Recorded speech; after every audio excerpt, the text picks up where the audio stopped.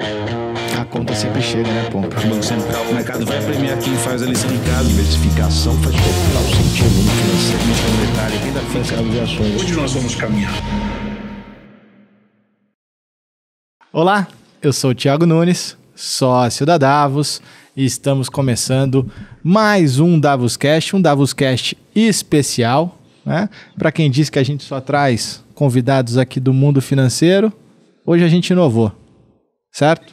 É que a gente gosta de falar de futebol, né? Então vamos misturar futebol com economia, né? Excelente. E se a gente traz alguém que além de futebol conhece muito de esporte, tem muita história boa para contar e ainda cresceu num ambiente onde o mundo financeiro estava implícito, ficou melhor ainda, né? Então, sem mais delongas, a gente recebe hoje um convidado que dispensa apresentações, e aí eu vou ler o currículo aqui porque é grande, né? Mauro Betting, jornalista, comentarista, faz parte da minha infância, da minha adolescência. Tô velho.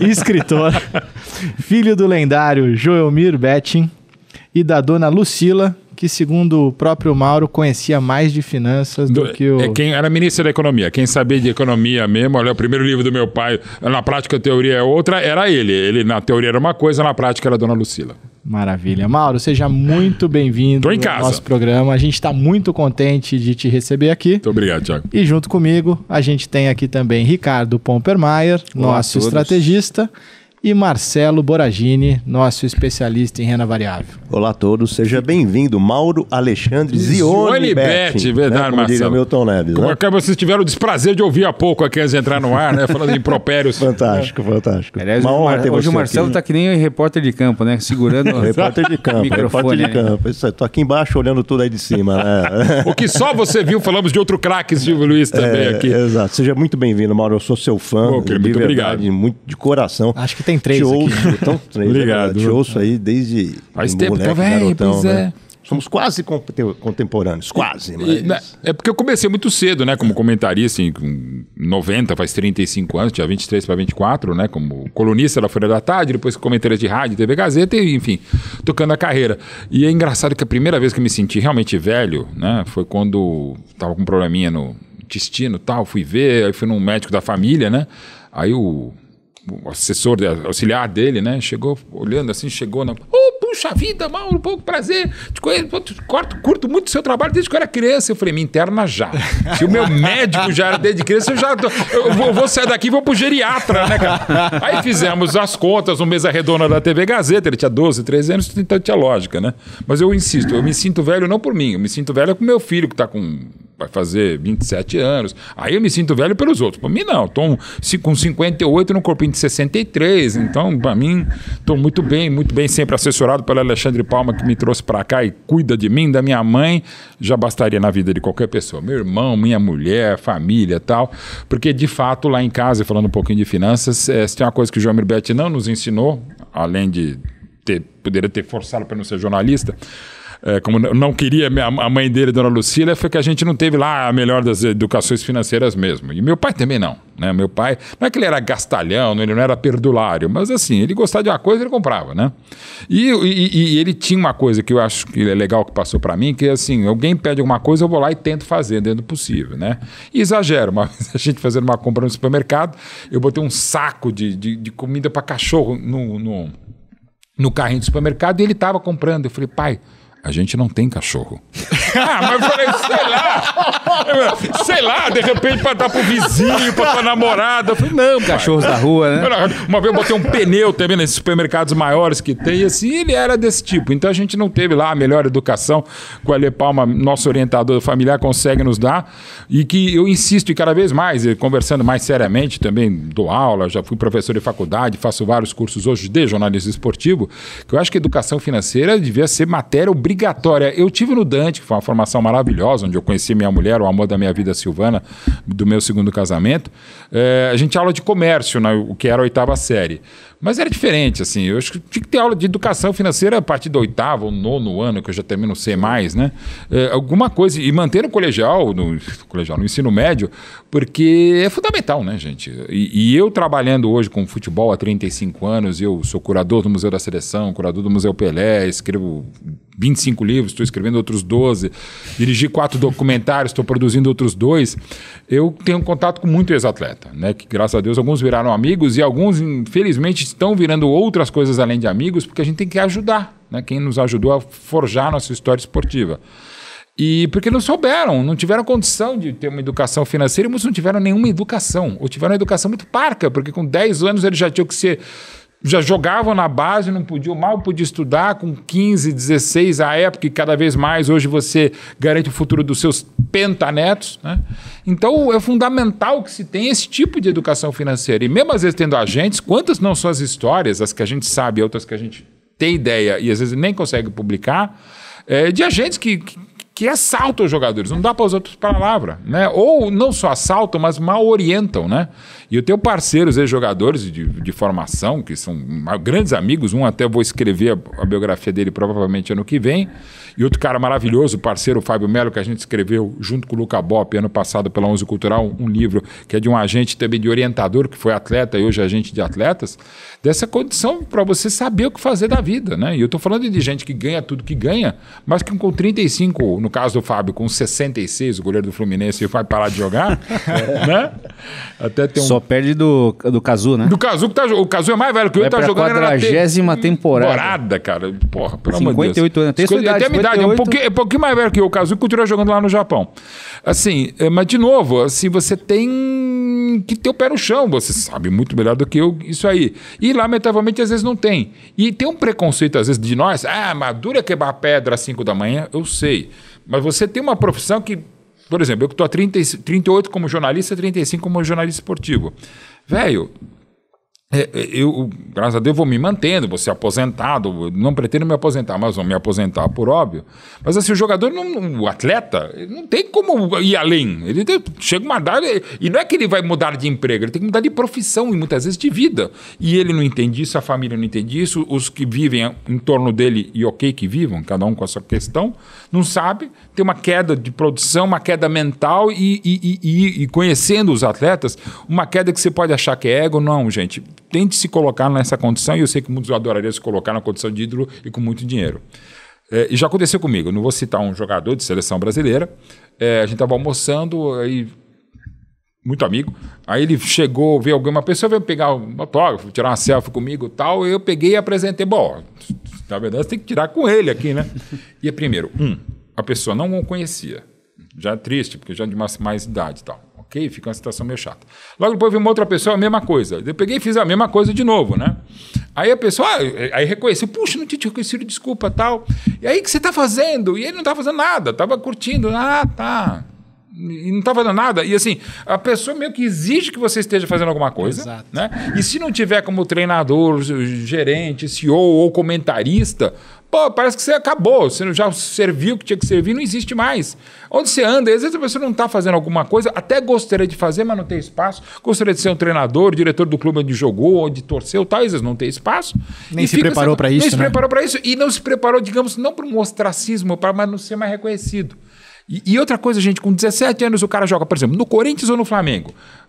Vai de ônibus, ia de ônibus pro treino. Aí entra no jogo contra o Madureira, faz 2 gols. Ele passa a ser reconhecido, passa a ser assediado cada vez mais. Era o cara que, numa quinta-feira, ninguém o conhecia. Na segunda-feira, pô, já tá em capa de internet, já tá na redes sociais, TikTok, Instagram, tudo. Tudo, velho. Então, assim, cara, você não tem condição, inclusive, de se preparar emocionalmente, mentalmente e com pouquíssima idade. E é muito legal isso, Mauro, até pegando o gancho, um pouco dos motivos que levaram a gente há 2 anos atrás começar aqui com o papo.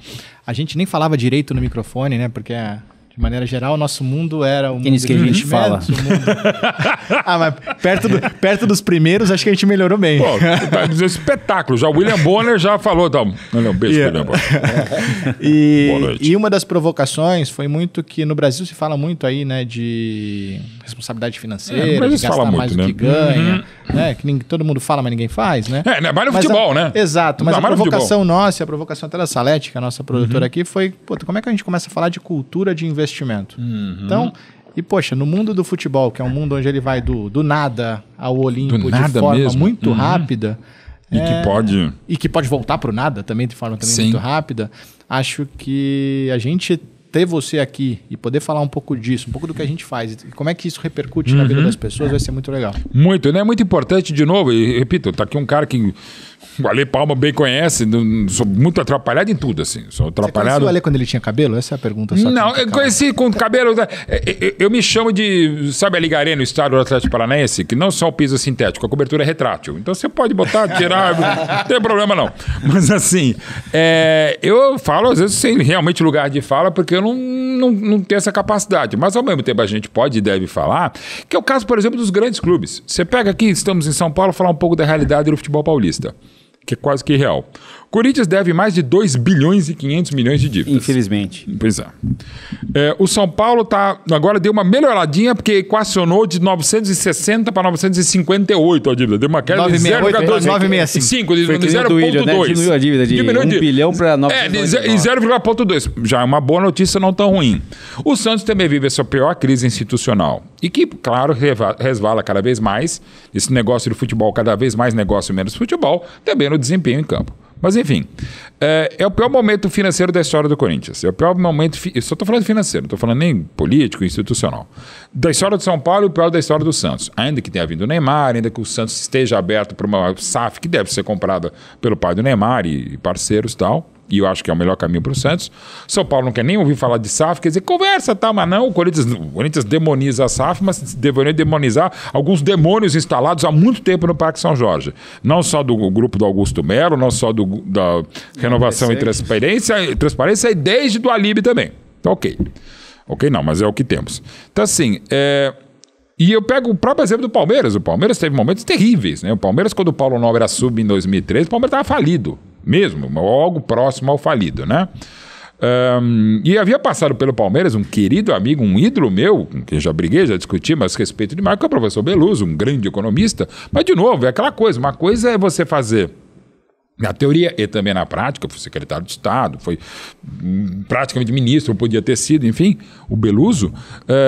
Mas, assim, tomou medidas enquanto presidente, ou mais Palmeiras do que presidente, mais do que economista, que talvez ele não tomasse dos negócios dele ou como homem público. E isso acontece muito, pelo que eu conheço há 35 anos, pelo que eu já estudei e trabalhei em outros casos, de grandes profissionais de outras áreas, inclusive de administrativo, direito, enfim, pessoas que geriram os clubes ou como presidente, ou vice, ou diretor administrativo, jurídico, que fazem coisas inacreditáveis em nome da paixão. Falar, a gente não tem dinheiro para isso, mas precisamos de um lateral esquerdo até o final do campeonato estadual.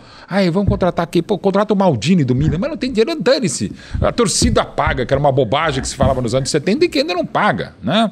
O Corinthians fez até uma coisa legal agora para tentar... Até pagaria, né, se a Nike tivesse camisa para vender, né? Pois é, se também tivesse camisa caríssima, aí tem questão de regulamentação de imposto, de mercado, ok, não vou entrar nessa área, mas é um pacote gigantesco.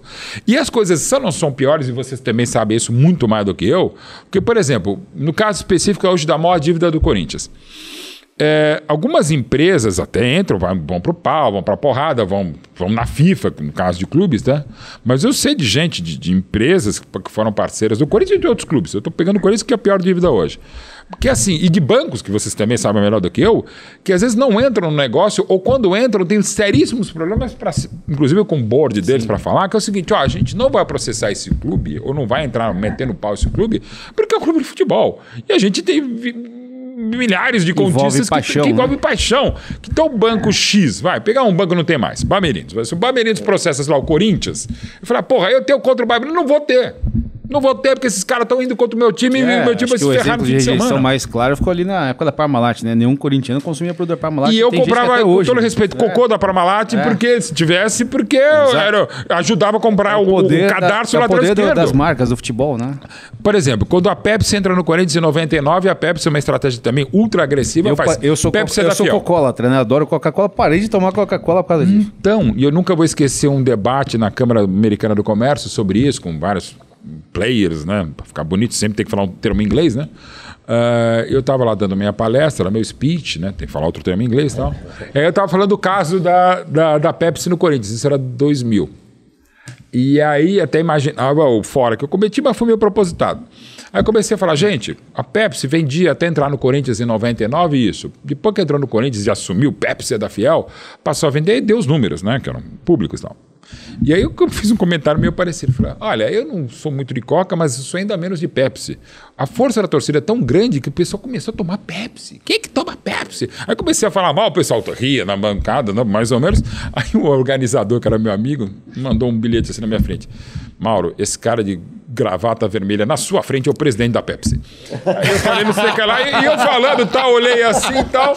E aí, Pablo disse, Pepsi é um negócio impressionante. Eu não tomo, né? Mas sei que tem quem toma, o presidente toma aqui. Daí ele pegou, levou um susto, assim, que eu ri meu sem graça, e eu também falei, bom, improvisou já bem. Ô, Mauro, mas trazendo assim pra nossa realidade, né? Eu sou São Paulino, né? A gente vê São Paulo, Corinthians, Santos, como você comentou, na pior momento financeiro. Sem dúvida. E o Palmeiras o melhor. O Palmeiras teve lá a ajuda, né? Dos famosos Messias. Mas quando eu pego o exemplo do Flamengo... Sim, que é um outro case, de sucesso, evidentemente. O que ele fez diferente? Né, a lição de casa, dá pra dizer assim, primeiro, o tamanho do Flamengo e Corinthians é inadmissível a crise do Corinthians. Itaquera, Neoquímica Arena. O Corinthians fez... O Lula fez, o Odebrecht fez, porque o Odebrecht, Lula, PT, você pode falar, e eu sou um cara, deixar sempre claro, eu, como cidadão jornalista, eu adoro ficar em cima do muro para ver os vários lados da questão, mas ter lados assumidos, né? Eu não sou petista, mas voto no PT, eu sou um cara de esquerda, tá? Mas acho deplorável, o que não significa dizer que eu defendo empedernidamente algumas coisas. O que foi feito no caso específico do Corinthians, e da Odebrecht, é um caso de criminal, você pode discutir a Lava Jato, pode discutir, mas o Odebrecht não se discute nesse caso, e evidentemente se falou, olha, ele não queria fazer, o pessoal do Odebrecht não queria, mas falou, o Lula, como presidente da República e presidente honorário do Corinthians, conselheiro vitalício, falou, me ajuda aí a construir um estádio, né? Que aí vamos continuar construindo muitas coisas no Brasil e pela América Latina, né? Com a força do PT, com a força do governo brasileiro, com a força que vocês têm da Odebrecht. Afinal, naquela época só Amor e Odebrecht construíam, né? Mas enfim. Aí eu falei, ok, beleza, e deixa comigo, mato no peito e não vou pagar. E aí tinha que pagar, evidentemente, depois da Lava Jato ou outro governo que fosse e tal. Enfim. E aí teve que pagar o que não dava e outras coisas, que você pode fazer um estádio, não precisa botar... no estádio, tem coisa de banheiro de mármore. Que estádio de futebol tem banheiro de mármore, né? Assim, parece e monitor no banheiro. Monitor quer dizer, no banheiro. As coisas, enfim. E aí deu no que não deu, né? Agora, pegando o exemplo do Flamengo. O Flamengo, em 2013, chega o Bandeira de Melo com um grupo, né? E fala, gente, vamos organizar essa bagaça aqui. Vamos sofrer um pouquinho. Nem sofreu tanto, porque em 13 já ganhou a Copa do Brasil, mas ficou 14, 15, próprio 13, para arrumar a casa. A partir de 15 começa a ter um nível de investimento, traz um guerreiro do Corinthians, depois vai trazer o Diego Ribas, e começa a partir do processo, quando já... estatutariamente tinha que mudar a direção, chega o Landim, em 2019 aí você traz a Arrascaeta, traz o Bruno Henrique, em 20 você vai trazer muito mais gente, monta aquele time espetacular também por conta do Jorge Jesus e tá nesse núcleo e nesse ciclo vitorioso desde 16, ou extremamente competitivo desde 2016. E acho que tem um detalhe, né? É aquele clube que não precisa vender jogador a qualquer preço e vende bem, né? E vende bem, ou perde agora como o Gerson, mas porque pagaram a multa e tal, você pode dizer se a multa era grande ou não, mas você monta, enfim. E a força do Flamengo, aí voltando a Flamengo e Corinthians, e até por tudo que ganharam da mídia, né, e eu faço parte dela, era para estar numa situação muito melhor há muito tempo. O Flamengo e o Corinthians não era para estar nessa dívida. Então o Flamengo fez a legislação de casa direitinho e fez o modelo dele. E acho que começou a explodir lá no caso do Corinthians em 2013, né? Quando contratou o Pato. Foi ali Pato que começou. Foi muito caro. Aí já ganhou 2015 e desmontou o time a preço de banana. De banana, teve o azar de ter a China que levou por muito dinheiro para pagar, mas nem tanto para sair dos jogadores. O próprio Tite, quando vai para a seleção em setembro de 16, então o Corinthians foi perdendo coisas, mas aí por muitos deméritos do Corinthians, ponto. O caso do Palmeiras é diferente pelo seguinte, primeiro tem a força de uma das 4 maiores torcidas do país, da força de mídia, de tudo do Palmeiras, e o Palmeiras pegou uma terra arrasada por deméritos dele, porque teve a Parmalat na cogestão técnica e administrativa que é incomparável, não tem comparação.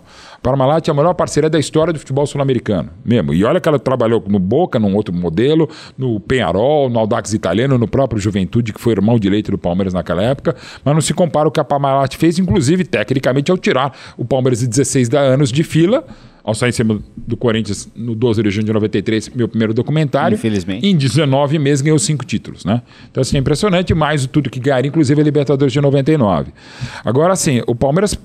Depois de Parmalat, aí, o mal e caro do bom e barato do Mustafa Couturce, o Palmeiras cai a primeira vez em 2002, vai cair em 12, não tinha dinheiro, tal, em 13, logo depois da queda assumiu o Paulo Nobre, e aí o Palmeiras teve a sorte do Paulo Nobre ser palmeirense. Quando ele nasceu, o pai dele tinha 53 anos, grande torcedor do paulistano, era, com a idade que ele tinha, O pai do Paulo Nobre... O único tetracampeão paulista até hoje. Exatamente, até hoje. E só não foi penta porque o Palestra não deixou em 1920. Mas, enfim, o pai dele era torcedor e sócio, claro, do Paulistano. E quando o Paulistano desmonta o departamento de futebol do grande clube vencedor à época, no futebol paulista, um dos maiores do Brasil... O pai, ele era contra o profissionalismo, que se instituiu a partir de 33 e 34 no Brasil, ele deixou de torcer. E o Paulo Nobre, graças, se não me engano, ao tio, o padrinho dele, acabou virando o palmeirense gigantesco que é. E para a sorte do Palmeiras, e felicidade e competência da família, eles têm muito dinheiro. Ele, à época, não sei se ainda é, mas já estava bom ser o maior acionista do Itaú, né, como pessoa física. E o Paulo, do próprio bolso, e sobretudo do coração do Paulo Nobre, ele botou... ao final das contas, 200 milhões de reais para ajudar a equacionar contas e cobrar do Palmeiras a devolução, que já foi devolvida, por uma questão até de política administrativa do Palmeiras, com um juro muito baixo. Melhor que qualquer empréstimo que o Palmeiras tivesse feito. E começou a organizar a casa, né? Ele só botou 200 milhões. Ele começou a organizar a casa, em 13, em 14, em 15 já estava com uma saúde financeira melhor. Aí entra a Crefisa e IFAM, por conta do Beto, o presidente da sua mulher, Leila Pereira. Que é vascaína, né? Que era vascaína, que evoluiu para palmeirense, com todo respeito ao Vasco e tal. e não tem problema algum você deixar de ser torcedor de um para virar outro, ainda mais no meu caso, torcer para o Palmeiras. O que me irrita um pouco da Leila é, primeiro, não saber da história do Palmeiras. Acho que como presidente precisa saber e precisa respeitar, resgatar a história, sobretudo de ídolos que morrem e não manda ninguém do Palmeiras, né? Como foi o caso, por exemplo, do Alfredo Mostarda. No enterro dele, eu que tive a honra de fazer o discurso em nome do Palmeiras, que não tinha ninguém do Palmeiras lá. E não quero me gabar, mas eu tinha operado o dente, eu não era para sair de casa, eu saí porque era um Alfredo, um querido da segunda academia, eu não tinha ninguém do Palmeiras. Mas enfim, e ela, inclusive, ela tem um desrespeito, uma ignorância extrema quando ela fala da Parmalat. Aí eu pergunto, Parmalat, primeiro é Parmalat? Parmalat, Parmaqui, Parmacolá, primeiro tu não sabe nem o nome, então não torcia pelo Palmeiras nos anos 90, e repito, não tem problema algum. E virou uma grande palmeirense, uma grande presidente também, porque passa voltando ao Paulo Nobre, passa para o Maurício Gagliotti, passa por ela e passa pelo investimento que a Crefisa e IFAM fizeram no Palmeiras de 2015 até o ano passado. Agradeço demais, não foi melhor que a Parmalat, até porque não tem como comparar, uma era com gestão técnica e administrativa, a outra é um patrocínio de quem quis virar presidente, e virou. E tudo bem, tá bem, faz um trabalho muito bom. O Palmeiras não vai ser rebaixado quando ela for embora, como ela diz, né? E assim, é inacreditável as coisas que ela faz, assim, mas nem o André Sanches ou o Augusto Melos falariam, né? E ela fala e zoa a torcida do Palmeiras, enche o saco, e normal, a gente tem uma relação que realmente não é boa, mas não tem problema algum. Eu já fui processado pelo Mustafa Contur, se ser por ela, não tem problema. Mas e até deixar claro, porque às vezes o pessoal fala, Mara, você puxa saco da diretoria. Não, várias coisas eu não estou fazendo com o Palmeiras como já fiz, porque a Leila não quer que eu faça e não tem problema algum, né? Porque, por exemplo, eu já apresentei 5 festas de aniversário do Palmeiras com 4 presidentes diferentes, né? Então não tem problema algum. Mustafa me processou. Ela talvez não me processe, mas a gente tem discussões e tal. E insisto que ela tem coisas muito boas. Só que ela não é uma mistura da Madre Teresa com a Madame Curie, com a Angelina Jolie, com tudo que ela se acha, porque ela se acha a maior pessoa de todos os tempos, né? Ela tem muitos méritos, mas, de novo, eu já vi algum presidente falar, se eu sair, o time vai ser rebaixado? Pô, é o Rei Sol, né? Virou político. Sol, pô, a gente ia começar falando... Tem negáveis méritos. Ô, Mauro, a gente ia começar falando da educação financeira, mas já que a gente estava falando de futebol, né? Tem acho que 2 questões aqui, que era mais pro final. Sobre a solução, né? Você falou do problema dos clubes aí, Corinthians, São Paulo, Santos, né? Opinião sobre 2 assuntos. Primeiro, a SAF é a solução. SAF, para quem não sabe, né, é a Sociedade Anônima do Futebol. É como se você separasse o futebol do clube social, né, que geralmente é o deficitário. Aí você traz um investidor para investir e ali fazer andar, né, que nem no estilo, acho que o Cruzeiro, Botafogo e o Vasco fizeram, né? Juventus vai fazer agora na capital e outros clubes também, Curitiba, enfim. Então, a SAF seria a solução para sair disso. E a outra pergunta é em relação ao fair play financeiro, né? Sim. Que alguns clubes defendem e outros não. Queria saber a sua opinião sobre isso. Começando pelo fair play. O fair play existe no futebol desde 1964, 63, quando na Alemanha se institui a Bundesliga, a Liga Profissional da Alemanha. Tem na Espanha que é a ferro e fogo, lá é muito sério, o Barcelona teve dificuldades por conta disso. Na França está tendo agora o Lyon, do John Textor. Foi rebaixado por conta disso. O próprio John Textor faz um trabalho bárbaro no Botafogo. Não tão brilhante que o John Textor também, eles brigam, ele e a Leila, mas ele é o Leilo, né? Porque assim, né, se não tivesse eu, não existiria o Rio de Janeiro, né? Nas coisas assim de egos, mas tudo bem, temos egos, sou jornalista, pô, dos criadores do ego é o jornalista esportivo, é o arquiteto, é o declarador de interiores, o publicitário, enfim. Temos vários egos. Advogado também, eu fiz direito torto, mas fiz também ego bastante. Mas voltando, o fair play financeiro é fundamental em tudo na vida, você sabe também melhor do que eu. É algo que você faz com que você, inclusive para um jogo que precisa ser isonômico, que você tenha... É o gastar menos do que arrecadar. Que é uma coisa básica, né? Que é, por exemplo, o que falou o presidente do Cuiabá, não sem razão. Que é o que o governo não faz, os times de futebol não fazem. Os cartolas fazem ainda menos. De novo, o presidente do Cuiabá, que cobrou o Corinthians muito tempo pela venda do Ranieri, o time foi rebaixado e o Corinthians via o patrocinador e via a força da sua torcida e do nome da marca, trouxe o Memphis, né? O que ajudou o Corinthians a não só não ser rebaixado, como brilhantemente, como um milagre, chegar à Libertadores América. Não passou, mas chegou lá. Era um delírio matemático esportivo e deu. E o Cuiabá foi rebaixado. Não, 007. Era o James Bond. E deu. Perfeito, né?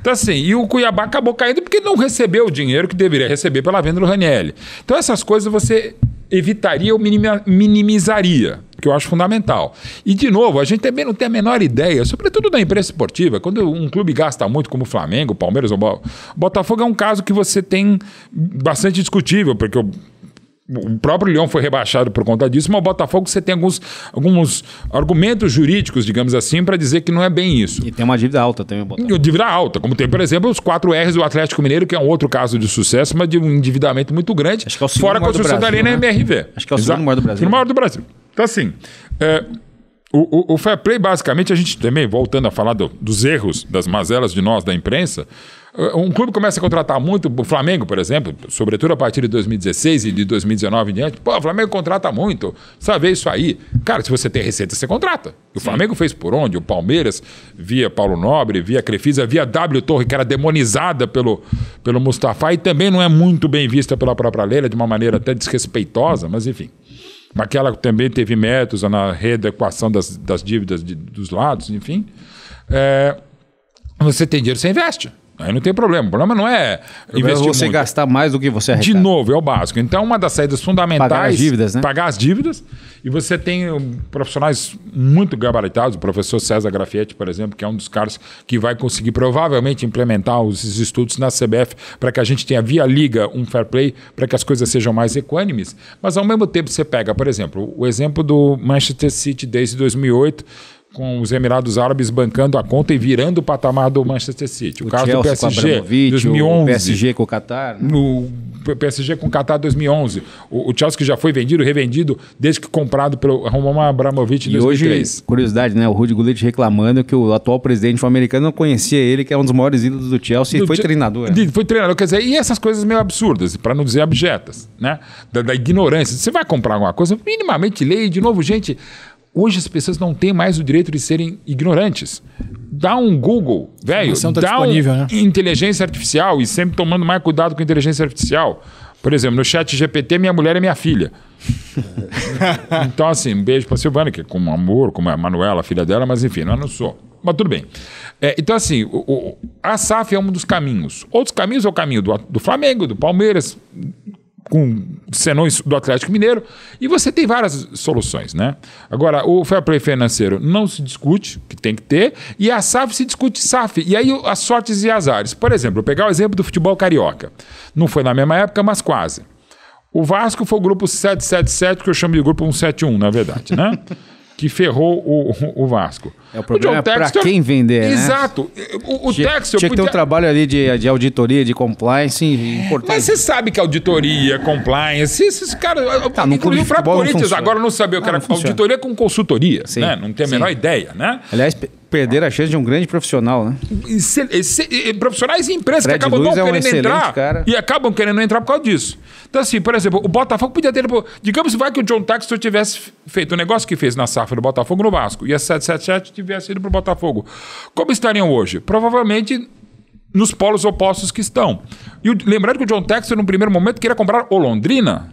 Daí falaram, papo, que tal vir para um clube maior e numa cidade como o Rio de Janeiro em vez de Londrina, que eu adoro Londrina, mas Rio de Janeiro é uma cidade maravilhosa. E deu no que deu, né? O Botafogo, quando ele chega, tinha acabado de voltar para a Série A de novo, em 2022. Aí virou o que virou. O time brilhante de 23 que derreteu, mas o time fantástico de 24, que é um dos meus próximos livros, que eu estou editando e escrevendo também. E o time de 2025 que caiu diante do Palmeiras, mas ganhou do campeão da Europa das melhores semanas em 55 anos de fundação do Paris Saint-Germain. Então assim, virou completamente história. Então você pode vir a SAF, e esperamos que o fair play financeiro para todo mundo é um dos caminhos. Mas você pode ser um caminho que também a gente demoniza. Mecenas. Cara, você teve. O Palmeiras, aliás, teve duas felicidades gigantescas. A Parmalat, quando chega em março de 92, o Paulo Nobre em janeiro de 2013, Crefisa e Leila a partir de 2015 e a manutenção disso, né? Aliás, honrando o nome do próprio clube, Sociedade Esportiva. O Palmeiras, quando compra o Parque Antártica em 26 de abril de 1920, compra com um checão de 500 contos de réis da Indústrias Matarazzo, vizinhas, né? E o Conde Matarazzo, o grande palmeirense. Então, a Sociedade Esportiva Palmeiras se fez, a própria obra do Jardim Suspenso, quando se eleva em 3 metros o nível do Parque Antártica, do Palestra Itália, também teve depois para fazer a iluminação a Philips a partir de 69, teve várias companhias, a própria W Torre que constrói o Allianz Parque a partir de 2014, da inauguração, também é a parceria. Eu acho que o Palmeiras, nesse caso, vai muito além, porque ele sabe que não pode fazer sozinho, faz com parceiros, essa tabelinha da Show e da uma coisa mais moderna. Ainda nessa linha do futebol, a gente vê a grande mídia falando hoje que os clubes brasileiros, até está tendo o campeonato mundial lá fora, não competem com o europeu, principalmente em gestão. Em gestão mas bola rolando compete até pela característica do futebol. Exato. Mas o que mais ou menos, né, Mauro? Assim, se você pegar os mundiais, né, desde 2012, que a gente não tem não sul-americano, e antigamente era sim também o sul-americano ganhando. Mas por quê? Também é uma coisa básica e nem sempre eu não estou falando aqui que eu estou descobrindo, até porque é algo que já tem exatamente 30 anos. Lei Bosman, que fez a Lei Bosman de uma maneira simples. A partir da Lei Bosman, uma lei trabalhista que vai para dentro do campo de jogo, até então você tinha limitação do número de estrangeiros nas principais ligas, no máximo você tinha 3 estrangeiros. A partir da Lei Bosman, você limita para Nova Europa, né? Para a comunidade europeia. O Bosman era o jogador belga que conseguiu acabar com a lei do passe. Com a lei do passe e as limitações de países dentro da comunidade europeia. Então você passou a ter na comunidade europeia, a partir de 95, você não tinha mais a limitação de 3 estrangeiros. Pegando, por exemplo, o Real Madrid poderia contratar um italiano, um alemão e um inglês, por exemplo, só. A partir de 95, você podia contratar qualquer jogador da comunidade europeia e a limitação ficava para 3 extracomunitários. Então você podia contratar 2 argentinos, um brasileiro, um africano, um brasileiro argentino. Ponto. E até os brasileiros com passaporte falso. E vários brasileiros chegaram com passaporte. Odida, né? Italiano. Odida foi um caso e outros chegaram, porque tinha parente português, italiano, alemão, ok. Menos, mas tinha. Então você passa até as seleções multinacionais. Então o que era mais equilibrado, porque você pegava, por exemplo, Boca e Real Madrid, como foi a final, por exemplo, de 2000 e venceu o Boca. Ali, até então, já lei Bosman, mas já na limitação. Mas é que eu peguei um exemplo, fosse Boca e Real Madrid, anos 90, São Paulo e Milan, vai, 93, o bicampeonato do São Paulo. Ali, você tinha no máximo 3 estrangeiros. O Milan tinha o Savicevic, o Desailly e mais o Papin. Pronto. Acabou. O time de São Paulo que time era só brasileiro, mas podia ter um craque argentino, mas enfim, só tinha brasileiro. E numa época, um ano depois o Brasil voltaria a ser campeão do mundo. Antes teve o Rojas, né? Teve o Rojas, o grande Rojas, que lamentavelmente chileno, que se cortou, fez uma bobagem inominável lá no 3 de setembro de 89, Brasil e Chile. Ali era mais equilibrado. Porque você pega, por exemplo, o Real Madrid hoje, Vini Júnior e Rodrigo, claro, tem Mbappé, tem Bellingham, tem outras nacionalidades de craques, o Valverde, o tem 2, 3 espanhóis. Tem 4 ou 5 que seja. A Espanha hoje, inclusive, para mim, é a melhor seleção do mundo. Mas, enfim, você hoje pode fazer a seleção multinacional. Como o Brasil já faz, hoje tem a limitação de 9 estrangeiros. Para você chegar nisso, beleza, na parte esportiva a gente concorda que é o Bosman. A parte financeira, né? O que abriu tanta diferença do europeu? O que esses caras fizeram diferente em relação aos brasileiros? Primeiro, tem muito mais dinheiro na Europa e nisso vocês vão saber. Nem sempre, né? Mas assim, tem muito mais dinheiro, tem muito mais investimento, tem muito mais... E na Europa tem, em mídia e nos clubes, inclusive comprados, como é o caso, por exemplo... estelar do Chelsea em 2003, City em 2008, PSG em 2011. Né, de Premier League, né? Como se você organizou o campeonato inglês... E você teve dono tailandês, dono chinês, dono norte-americano dos Estados Unidos, dono saudita, dono qatari, dos Emirados Árabes. Então, assim, você tem vários... O russo, né? O russo, Berezovski. Berezovski, tentou aqui na MSC no Corinthians em 2005. De novo, você vai querer comprar o Flamengo ou você vai querer comprar o Newcastle? Você vai comprar o Newcastle? Nada contra. Claro que o Flamengo é maior que o Newcastle. Mas, o que você vai fazer? É maior. A Premier League. E por que a Premier League é maior? Porque também lá no comecinho, quando ela se institui em 92... quando a Sky do Murdoch entra com muito dinheiro e começa a mudar o patamar, e muda, vai também da Bundesliga, a Série A italiana cai um pouco, mas a La Liga ainda é muito forte. Então você tem o mundo quer jogar na Espanha, na Espanha, na Itália, na Alemanha, na França, né? Agora na Arábia Saudita, ok, mas você consegue fazer várias outras coisas com um investimento meio monstruoso. É a Champions League, que eu comento desde 2005 em televisão, agora pela SBT e também pela TNT Sports. Pô, é o torneio de clubes do mundo, embora estejamos nesse exato momento vivenciando daqui a pouco as quartas de final da Copa do Mundo de Clubes lá nos Estados Unidos, enquanto gravamos. Mas o torneio é a Champions League, né? Todo mundo quer jogar Champions League. O atleta morre de paixão, de emoção. E eu também chorei a primeira vez que eu estava em estádio, quando eu ouvi o hino da Champions. Pô, é outra coisa. E você, da Champions, você quer jogar Champions, você quer jogar na Europa, né? E hoje ainda você teve aquele boom chinês de 2016 até 2019. Aí por questões estatais a coisa se mantelou e alguns daqueles clubes até fecharam. Esse caiu que nem um castelo de cartas. De cartas. E você teve um momento quando a J-League no Japão foi feita em 93, você também teve um boom. O Brasil tinha em 98 um capitão vice-campeão do mundo, que já havia sido campeão do mundo. O Dunga em 98 jogava no Júbilo Iwata. E agora a gente tem desde 23... o Mundial em 2000. O meio campo do Corinthians não vem nada pro meio campo do Real Madrid. Sim, era outro momento, porque embora já fossem 5 anos de Lei Bosman, ainda a coisa era mais equilibrada. E o Corinthians teve um mérito inegável no bicampeonato de 12 de ter ainda um time competitivo. Mas cada vez é menos, até porque, por exemplo, é o caso, estamos vivenciando agora, do Al Hilal. Gente, o Al Hilal tem um time, aliás, é o planejamento do clube, de ter um time para chegar no mata-mata de Champions. E só não vai além pela limitação de 9 atletas estrangeiros inscritos, 7 em campo da Liga Saudita. Porque se fosse, e seria possível pela grana que tem o Al Hilal, ele teria um elenco ainda melhor. O Al Hilal hoje, que estamos falando logo depois de eliminar o Manchester City, e onde jogou o Rivelino de 78 a 81, onde o Tele Santana foi treinador logo depois da Copa da Espanha. Que o Al Hilal é o Real Madrid da Arábia Saudita e da Ásia. É o maior campeão da Arábia Saudita, desde que existe a Liga em 76, e é o maior campeão da Champions da Ásia, da Champions League asiática.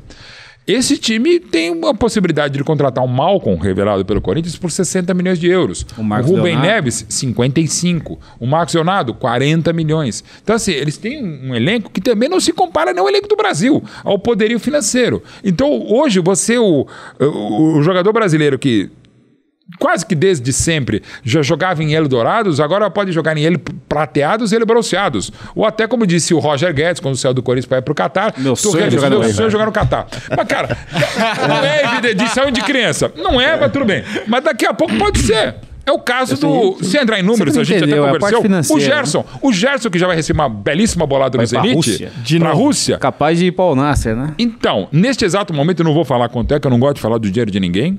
Mal sei falar do meu.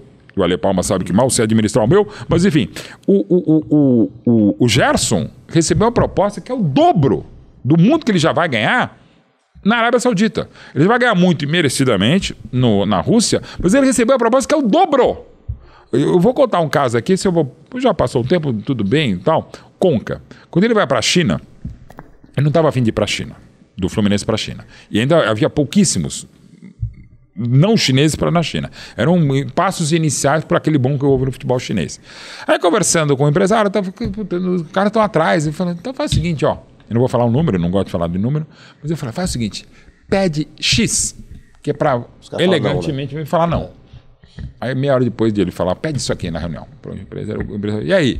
Ok? Então. Eles deram fechado. Eles vão dar 200 pau além do X. Tem que ir, não tinha mais como não ir, né? E acabou indo e foi muito bem, foi feliz e tal, merecidamente pela qualidade e pela pessoa que é o Conca. De novo, então assim, é uma coisa de louco, literalmente de louco. O Renato Augusto, quando foi, cracaço, né? Eu falei, e aí, Renato, como é que é morar na China e também ganhando muito dinheiro e tal? Eu falei, velho, assim, eu agora, ele já estava há um tempo, eu morava num condomínio em que eu ia de patinete treinar e patinete para o jogo, que fazia parte de todo o condomínio. Ficavam os prédios ali, o centro de treinamento e o estádio. Falei, agora eu mudei. Como é que você vai? Não, agora eu vou a pé mesmo. Porque, assim, eu vou em 3 minutos eu desço no meu elevador, tô no CT, e 4 minutos a pé eu tô no estádio para o dia de jogo. De vida, então, assim, de novo, aí quando você fala, o jogador é mercenário. Primeiro tá aqui um cara que neste exato momento trabalha no SBT, na TNT, na Jovem Pan, no Estadão, no Nosso Palestra, na Retroguarena, na loja de camisa. Na Rádio Bandeira eu já não tô mais, mas essa aí. Tem mais alguma coisa, dou aula, enfim, talvez abra uma pizzaria. Enfim, e já trabalhei em quase todos os lugares, né? Eu não posso falar de que o cara que fica de camisa. Claro. Então, assim, e mesmo que se fosse, de novo, é a vida do cara. Eu acho que o Neymar errou em 17 quando ele deixa o Barcelona pro PSG, esportivamente. Mas, cara, ele vai, eu também não vou cometer outra inconfidência, mas o pai dele, eu sou autobiógrafo dele, junto com o Ivan Moré, do pai e do filho, a gente lançou um livro em 2013, Conversas de Pai para Filho, e logo depois eu fazendo uma entrevista lá em Barcelona, em 16, com o pai do Neymar, para a revista Playboy, ele falou, e não vou falar também os números aqui, falou, o futuro do meu filho está garantido já. Eu falei, pô, seu Neymar, com certeza, do seu filho, graças a Deus, seus pentanetos por méritos de vocês. Não, você não sabe. Eu falei, não sei mesmo. Daí ele falou o número lá, isso aqui ele vai ter na conta bancária até os 85 anos. Que é bastante coisa. Evidentemente, vocês podem imaginar. Ele vai ter o mesmo padrão de vida que ele tem hoje até os 85, imaginava, e quando ele falou o número, eu falei, nossa, não dá para nem calcular. Antes de ele ir para o Paris Saint-Germain, quase dobrar aquele número. Né? Então, assim, e de novo, precisava? Talvez não, mas de novo, quem sabe fazer ou não sabe fazer as contas é a pessoa física, a pessoa igual o Caio Paulista, né? O Caio Paulista também na troca, ganha muito dinheiro no Palmeiras. Mas de novo, e aí você volta. Newton Santos, bandeira, craque bandeira do Botafogo de 48 a 64. A enciclopédia do futebol. Enciclopédia do futebol. O que ele fazia quando renovava contrato? Chegava a folha em branco, onde eu assino. Tá certo? Não tá. Mas não por acaso ele é estádio Newton Santos ou Engenhão. Melhor que o João Avelange. Mas de novo, é o ideal? Claro que não é. Você sabe muito melhor que eu. Mas, de novo, é diferente o tempo. E eu não vou exigir. E com detalhe, Newton Santos nunca beijou escudo para a imprensa e ele não era Botafogo. Virou Botafogo ou chegaram ao Botafogo em 48. Então, assim, de novo, é de cada um. Eu não vou querer que todos sejam Newton Santos jogando bola. Seria maravilhoso se todos fossem. Se meus craques do meu time também assinassem em branco para o diretor botar qualquer coisa no papel, melhor como torcedor. Mas, de novo, não é assim que toca a banda. E não pode ser. Ô, Mauro, falando um pouquinho de bets, né? De apostas. Sim. Né? Da família, né? Mauro Bets, da família. Já pensou em lançar o site Mauro Betting? Há uns 3, 4 anos vieram me procurar, umas pessoas um tanto estranhas, para lançar, né? Falei, não, né? E graças a Deus, não rolou. Ainda bem que você não fez, né? Mas quando a Sporting Bet chega ao Brasil, em 2013, quando começa a investir, o primeiro programa de mídia com conteúdo de bets foi um que eu apresentava. E vi o vice-presidente mundial da Sporting Bet à época, e depois eu faria propaganda para eles, quase fiz agora. Chega você sair do Palmeiras. É uma febre. Você tem que trabalhar com a gente. Com esse nome, o name rights perfeito, né? Mas enfim, Mas como é que você vê isso, por exemplo? A gente vê muita gente apostando, são classes sociais diferentes, enfim. Sim. Você vê isso como realmente uma coisa normal? Para o brasileiro ainda mais, então, do país do jogo do bicho. Ou você vê isso como um risco de vício? Vício, ludopatia. É a nova Pepsi. Quase. E agora, evidentemente, muito mais sério. Eu tenho gente conhecida, eu tenho gente amiga que está se tratando. Tá? Gente próxima. E eu repito, eu fiz o primeiro conteúdo lá em 2014. Isso foi no final de 2013, 2014, parceira do Esporte Interativo, então, com a Sporting Bet. Eu tenho uma bet que eu trabalho hoje, que eu trabalho muito bem, lance de sorte, faço conteúdo para eles, mas sempre começo, quase todos os meus vídeos, é só checar nas minhas redes sociais e na lance de sorte, sei lá, joga com responsabilidade. Eu aprecio com moderação. Eu até 2000, até Sporting Bet, não para esse conteúdo, mas a partir de 2015, quando eu fiz uma propaganda, não como merchandising, mas era eu, o Edmundo, o Ronaldo Giovanelli e o Verdun, do MMA, que a gente fazia como nós mesmos para Sporting Bet durante 2 anos. Aquela campanha que depois o Marcelo fez, o Marquinhos do PSG fez, o Marcelo do Real Madrid do Fluminense. Era eu mesmo, digamos, incentivando. Mas eu sempre, dentro do possível, coloquei, jogue com responsabilidade. Eu também não fazia para bebida alcoólica. Eu não fazia nenhuma propaganda, comecei a fazer. Uma vez eu perdi o emprego na Rádio Bandeirantes porque não fazia merchandising. Falei, agora eu vou ter que fazer porque não quero perder empregos. E estou fazendo, faço. E dentro do possível com conteúdo e dentro do possível com responsabilidade. Mas, de novo, você não fazia cerveja e fiz ano passado para a Amstel, para a Libertadores, uma série de conteúdos bem legais que a Amstel bancou muito bem. E foi legal. Conteúdos que eu não teria feito, que não fosse patrocinador da Amistel. A Amistel tem uma campanha de marketing excelente. E já fiz para a Heineken. E quando eu fiz para a Heineken, era um negócio muito legal. Era um robozinho, chamava Mauro Botti, brincando com o Mauro Betti, da Champions. E era bonitinho, porque era um robozinho tal, e de óculos verde, da Heineken e do Palmeiras também. Eu até brinquei com o pessoal que fez legal. Mas não, assim... não é nada. Heineken é lindo. Heineken é lindo. Mauro, vamos voltar então Mas só um detalhe. Quando você faz, falando com responsabilidade, quando você faz conteúdo, eu acho que tá valendo. Mas é isso que fala e joga com responsabilidade. Vai ajudar? Talvez ajude. Mas assim, que é pra fazer mas conteúdo aquela que eu coisa, já faço? né? Se tem gente que bebe e vira alcoólatra, pode ter gente que joga e vira... Então, eu não vou... assim, e no meu caso, por exemplo, no caso de saúde, o meu médico, meu cardiologista, ele fala, cara, você tem... O ideal é que você beba um cálice de vinho por noite, para a sua condição cardíaca. Eu falei, beleza, sensacional. Aí eu vou dizer não a uma bebida alcoólica, né, que seja o vinho? Não, eu não posso tomar uma... Aliás, isso, na verdade, havia sido feito para o meu bisavô, vô Tomás, que ele já tinha morrido e tal, mas ele ficou uns 10 anos dizendo que o médico havia falado a mesma coisa, é capaz que tivesse falado, até porque ele era calabresa, origem italiana, que tem o hábito do vinho.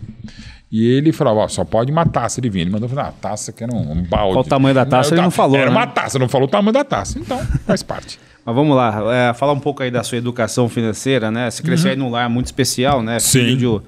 Talvez um dos maiores jornalistas de todos os tempos na parte econômica, Sem dúvida. Que descomplicou a economia para milhões de brasileiros. gente, Eu lembro verdade. que a gente assistia ali ele na Globo, né? Falando. Na Globo, Não, exato. Você vê que na prática a teoria é outra, o primeiro livro dele. E da mãe, né? Que realmente falou que quem tem dinheiro em casa. E como é que esse ambiente formou o seu jeito de lidar com o dinheiro logo desde cedo, assim? Você sabe que seu pai Qual a sua relação com o dinheiro? falou uma frase que eu nunca esqueci. Acho que foi na Bandeirantes. Ele falou, quer saber como vai a economia? Pergunta a um economista. Como vai a economia, mas apenas em uma palavra. Bem. Em 3 palavras. Não muito bem. É boa essa. Ou bem, ou veja, o famoso veja bem. Ele tinha uma frase muito boa também, que era quem não deve, não tem. Né? Também, exato. Que barato. Então assim, mas de novo, um grande frasista, brilhante e tal. Eu sou, evidentemente, bastante suspeito para falar da pessoa do pai. Mas eu vou dizer uma coisa. Dona Lucila na prática e o João Mir na teoria não nos educaram tão bem. E a culpa não é deles, é nossa também, que a gente podia procurar educação. Né? A gente, acho que cada um mais... É aquilo que você falou de faltar na escola, né?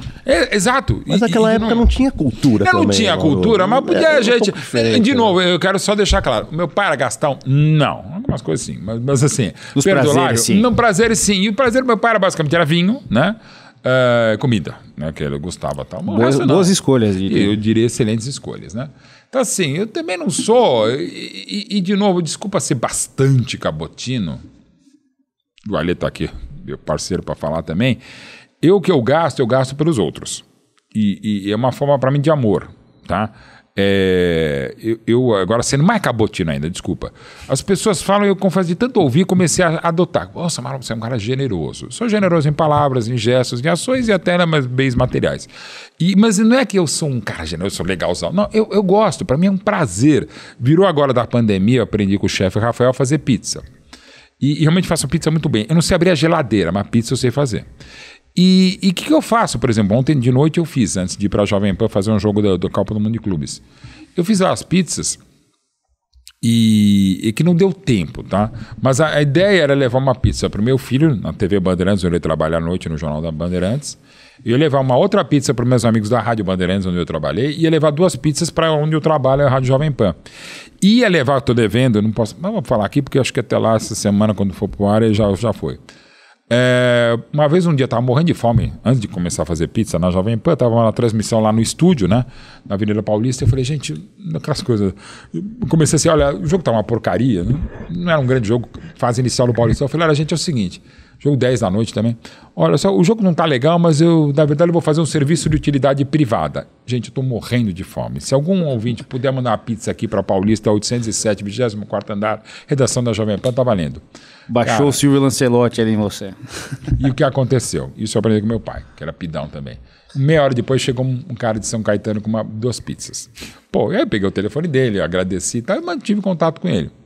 E agora que eu sei fazer pizza, ele não sabe mais aqui, porque eu vou entregar em breve. Eu vou um dia pegar o endereço dele, eu levar a minha pizza pra ele lá em São Caetano. Ele esquece da Davos também, né? Não, também, na verdade, é que hoje foi muito cedo, mas em breve... Eu e o Thiago estamos de dieta, mas a gente adora pizza, a gente quebra a dieta. A pizza a minha realmente é muito boa, levinha, gostosa e tal. Então assim... E você faz onde, em casa? Eu faço em casa, e aprendi a fazer, a massa, aprendi a fazer o molho, eu faço tudo. Não, tenho 41 demais pizzas. quando você sabe fazer. Pizza é demais. E eu realmente não sei abrir a porta da geladeira. Uma pizza, acho que do lado da minha avó italiana, e a minha avó alemã também sabia fazer pizza muito bem, acho que, sei lá, deu um dom ali. Então assim, eu gosto de dar as coisas. Então para mim não é favor nenhum. Eu tenho prazer, eu prefiro... Acontece muitas vezes, sei lá, eu compro uma coisa mais prosaica. Eu compro um power bank de celular, mais bonitinho, tal, que eu preciso, que eu perco. Eu não só compro porque eu uso muito, eu escrevo livros e roteiros aqui. Eu vi outro dia você escrevendo aqui uma matéria. Aqui, acabei de fazer uma para o Estadão, e eu escrevo o livro do Zico, eu escrevi inteiro no celular. E agora tem um aplicativo fantástico que se chama Speak Up. App de app, não de Speak Up para cima. Que você dita o texto. Né? Como alguns, notas. Só que esse, por exemplo, Kvaratskhelia, o jogador georgiano do Paris Saint-Germain. Aliás, parabéns que eu não sei falar esse nome até hoje. Pois é, eu não sei escrever o nome até hoje. Mas o negócio sabe. Acho que é mais fácil, não sei qual é mais fácil você escrever ou falar. Você fala Kvaratskhelia pela inteligência artificial, ele escreve direitinho. Na final da Champions agora que eu estava pelo SBT, foi em 35 anos de transmissão, o dia que eu passei pior. Eu tive uma intoxicação alimentar. Quase vomitei no pré-jogo, fiquei 20 minutos fora do ar. No jogo eu estava muito mal e não fiz o pós-jogo no SBT Brasil com o César Filho, porque não estava com a menor condição. E tinha que mandar já tinha mandado um texto, tinha que mandar a coluna para o Estadão impresso, tinha que mandar para o Estadão online para o meu blog. E estava péssimo. Eu peguei, fechei os olhos, ali já no gramado do estádio, né, porque no final está liberado, não? Aí eu fechei os olhos para me concentrar melhor, normalmente não preciso, mas eu estava muito mal e fiz um texto no Speak Up e mandei para o editor. Falei, cara, dá uma corrigida, alguma coisa, porque eu não estou em condição de reler o texto. E aí depois, no dia seguinte, eu fui ver que estava melhor. Não muito melhor, mas estava melhor. Aí eu falei, cara, não precisava 2 ou 3 ajustes de vírgula e era o texto que estava ali. E não chamou o Hugo nenhuma vez. Eu só não chamei por causa do Kvaratskhelia. Aos 34 do segundo tempo, estava 4-0, ele tinha acabado de fazer o 4º gol, ele vai correndo atrás do Dumfries e pega uma bola lá. Eu falei, o cara tá 4-0, corre feito animal, eu consigo ficar mais 15 minutos no ar sem vomitar, sem chamar no Thiago Leifert. Sem chamar o goleiro do Corinthians. Sem chamar o Hugo, goleiro do Corinthians, exatamente. Então assim, nossa, eu viajei tipo TDAH, agora nem lembro por onde que eu comecei a falar isso. De novo, é sobre... Sobre educação financeira. Sobre educação financeira. Vamos falar no vômito do cara pela esquerda. Mas tudo bem. Mas assim, você tem como se preparar, e hoje com ferramentas, apps, mecanismos, hoje, de novo, indo além da educação financeira, mas qualquer tipo de educação, as pessoas não têm mais o direito de serem o que continuam sendo ignorantes, sabe? Você tem condição... Você acha que um pouco as redes sociais emburreceram a humanidade? Porque assim, facilita muito acesso à informação, mas qualquer... cara pode fazer qualquer informação e o cara acreditar. Isso é tri. Explicitaram a burrice e os preconceitos, por exemplo... Domingo eu fiz um texto, logo depois do jogo Flamengo e Bayern, que era basicamente o seguinte, o time do Flamengo de 81 a 82, que eu escrevi o livro oficial junto com o André Rocha, o Flamengo do Jorge Jesus, de 2019, e o desempenho do Flamengo contra o Chelsea, contra o Bayern nessa Copa do Mundo, são de virar a casaca. O que não significa dizer, numa análise óbvia e me conhecendo minimamente, da maneira como eu sou um pouco gongórico, às vezes sou um pouco extrapolado e tal, mas propositadamente. E apaixonado, eu falei, eu me apaixonei pelo Flamengo de 81 a 82 pelo futebol, me apaixonei pelo Flamengo de 19 e por esse momento, o jogo contra o Chelsea, mesmo contra o Bayern, mesmo perdendo, acho que o Flamengo jogou pra cacete. Eu sou corintiano, mas o Palmeiras de 96 era uma um time maravilhoso, eu sou suspeitíssimo para falar daquele, por exemplo. Era apaixonante. Então, nesse sentido, claro que não vou virar casaca. Eu fui mais uma vez, e com paixão, excomungado por muitos palmeirenses, por óbvio, né?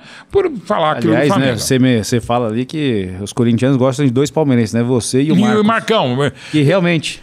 Você e o Marcão. Obrigado. E a gente é excomungado. Não gosta tanto do Edmundo, mas... mas faz parte. A gente é excomungado por isso. Tal. E faz parte da paixão. Mas nesse caso específico, não é na análise esportiva, é na análise de texto, cara. Eu falei, eu não estou virando casaca. É apenas um grande elogio, uma maneira de elogiar. E aí não coloca, não sou flamenguista, ponto. Começa o texto. E sou demonizado por isso. Também, no mesmo dia... Não, na véspera... Perdão.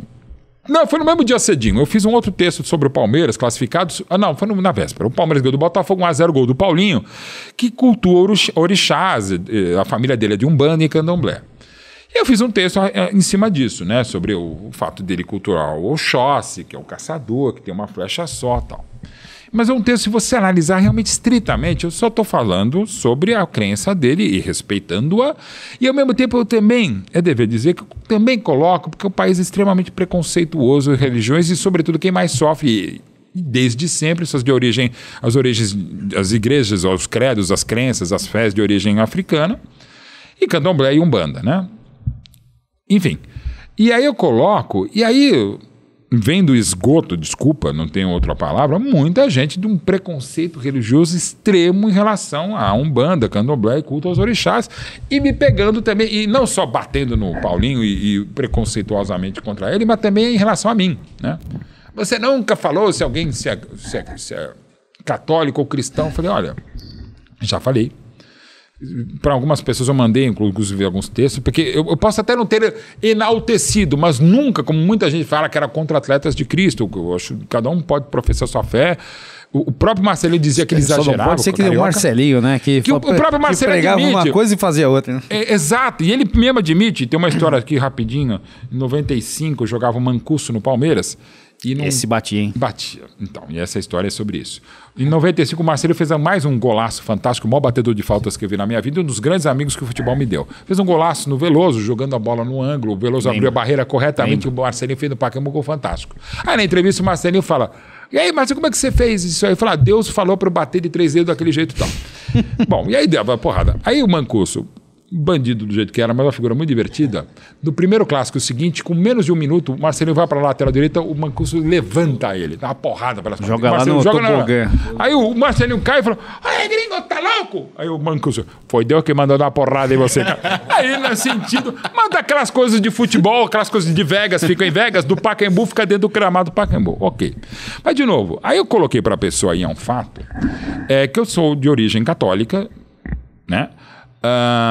Casei no primeiro casamento na Igreja Católica, no segundo, porque a Igreja Católica não deixa, eu casei na Anglicana, mas depois tive uma benção maravilhosa em Ravelo, chique, 5 anos de casamento com a Silvana e tal, ok. Há hoje um novo, pelo direito canônico, que te permite hoje você cancelar o primeiro casamento para cancelar, mas você tem que mostrar algumas provas que, evidentemente, eu cuspiria nas provas, porque talvez eu tivesse errado no primeiro casamento, eu não errei ao ficar casado 17 anos com a mãe dos meus filhos, sobretudo porque ela me deu os meus amores de vida, que são Luca e Gabriel. Mas, enfim, isso é uma questão até de direito mais do que de religião. E coloquei também um fato que é real. O meu pai, o Jomir, ele era coroinha, depois virou secretário e autor do texto de apresentação do processo de beatificação no Vaticano do hoje beato Padre Donizete, que fez a cabeça do meu pai para vir morar em São Paulo. Ou seja, se não fosse um padre, eu não teria nascido, porque meu pai continuaria em Tambaú. E meu pai foi secretário, coroinha e secretário do Padre Donizete. E do lado da minha mãe, pra você ainda ver bem que não virou padre, senão exatamente, senão eu também não estaria aqui. E do lado aqui da minha mãe, de um lado italiano, a primeira pessoa que veio desse lado da família dela, pro lado de pai, se chamava Padre Giuseppe Marchetti, que é o nome da rua Padre Marchetti, no Ipiranga. Ele montou, entre outras coisas, um orfanato, Cristóvão Colombo, que tem na Vila Prudente e tem no Ipiranga. Ele morreu com 26 anos, morreu de tifo, porque ele pegava as pessoas vítimas de tifo, que eram jogadas meio que no meio da mata, ele ia cuidar delas e pegou o tifo e morreu. E ele tinha uma irmã que ele trouxe também da Itália, quando veio toda a família, e aí veio, assim, a minha bisavó, irmã deles, do Padre Marchetti e da Madre Assunta. A Madre Assunta ficou viva até os 52 anos e montou, não montou, mas ela fez uma ordem das Irmãs Escalabrianas. Essa ordem, para quem não sabe, é a ordem que mais faz o trabalho social mais importante, segundo a Oprah Winfrey, na fronteira do México com os Estados Unidos. E essa irmã escalabriana hoje também é beata, com um processo de canonização que talvez não saiba, mas ela é beata. E esse padre José, o irmão dela, Giuseppe, que é meu tio bisavô, como a Madre Assunta é minha tia bisavó, ele é servo de Deus. Resumidamente, de uma maneira simplista, você é servo de Deus, você é beato e você é santo, né, nessa ordem.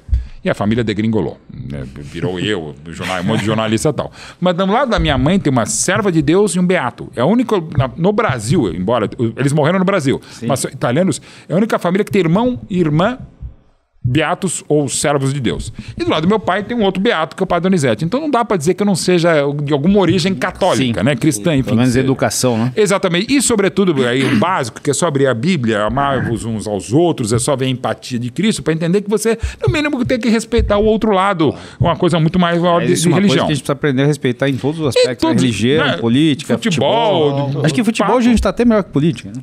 Eu acho, porque a gente, infelizmente, futebolizou a política da pior maneira possível. Repito, eu tenho os meus candidatos, mas não os defendo. Se você fizer uma discussão de futebol, eu vou pegar o pior jogador da história do Palmeiras, que foi o Darinta, que jogou em 80 e 82. Não é o pior, mas ficou como o pior. E vou comparar com o Beckenbauer. Para mim, o Darinta jogou mais que o Beckenbauer. E na política a gente faz assim. O meu escroque, meu presidente, o meu ladrão, o meu analfabeto, o meu ruim, é melhor que o seu escroque, imbecil, idiota. E a gente defende algumas coisas indefensáveis. Eu votei num presidente que para mim é absolutamente indefensável. Só que contra uma pessoa absolutamente indefensável do outro lado, eu tive que votar. E se você quiser votar em branco, votar nulo, tudo bem. Eu acho que eu voto nulo há muito tempo. E eu nunca votei nulo para presidente, então entendam, tá? Eu voto nulo, nisso. A gente tem votado cada vez mais nulo. Cada vez mais nulo. Então, assim, só tem nulidade. Exato. Então, pneumonia dupla contra pneumonia simples. É isso que a gente tem que escolher. Escolhe. Então, vou bater a cabeça aqui. Concordo com você disso aí, do que você falou do Beckenbauer, que Neto é melhor que o Maradona. Sem sombra de dúvida. Só que no futebol tá valendo, Neto. Na política não. Quer dizer, na política não. Na minha opinião, política você deveria... Você pode votar, mas significa... Eu costumo falar, na última eleição, eu não votei em quem eu votei. Eu vetei em quem estava lá. É uma questão minha. Questão de veto. Eu achei que tinha que vetar a pessoa que lá estava, mas não muito claramente. Não fiz o L. Eu votei. E quando eu falo, você é petista? Não, votei no PT. Você fez o L? Jamais. Mas prefiro fazer ele a fazer, digamos, o L, a fazer M, que seria para mim a manutenção do outro. Você e milhões de brasileiros. Né? Exato. E de novo, e ao mesmo tempo respeitar. Não é todo mundo que votou no candidato que eu jamais votaria que é o que ele meio que é. Sabe? Vira fascista, vira comunista. Não, também, toda hora. Marbete, você é o fascista de iPhone. Sim, é um iPhone. Mas não sou fascista. Eu não sou comunista do iPhone. Eu sou um cara de esquerda, mas fascista não é... de iPhone, você acabou de fazer um mix. Exato. E como não é toda pessoa que vota no Bolsonaro que é fascista. E tem também, tem comunista, mas de novo... Acho que é questão de respeitar as escolhas. As escolhas, cara, e debater, e de boa.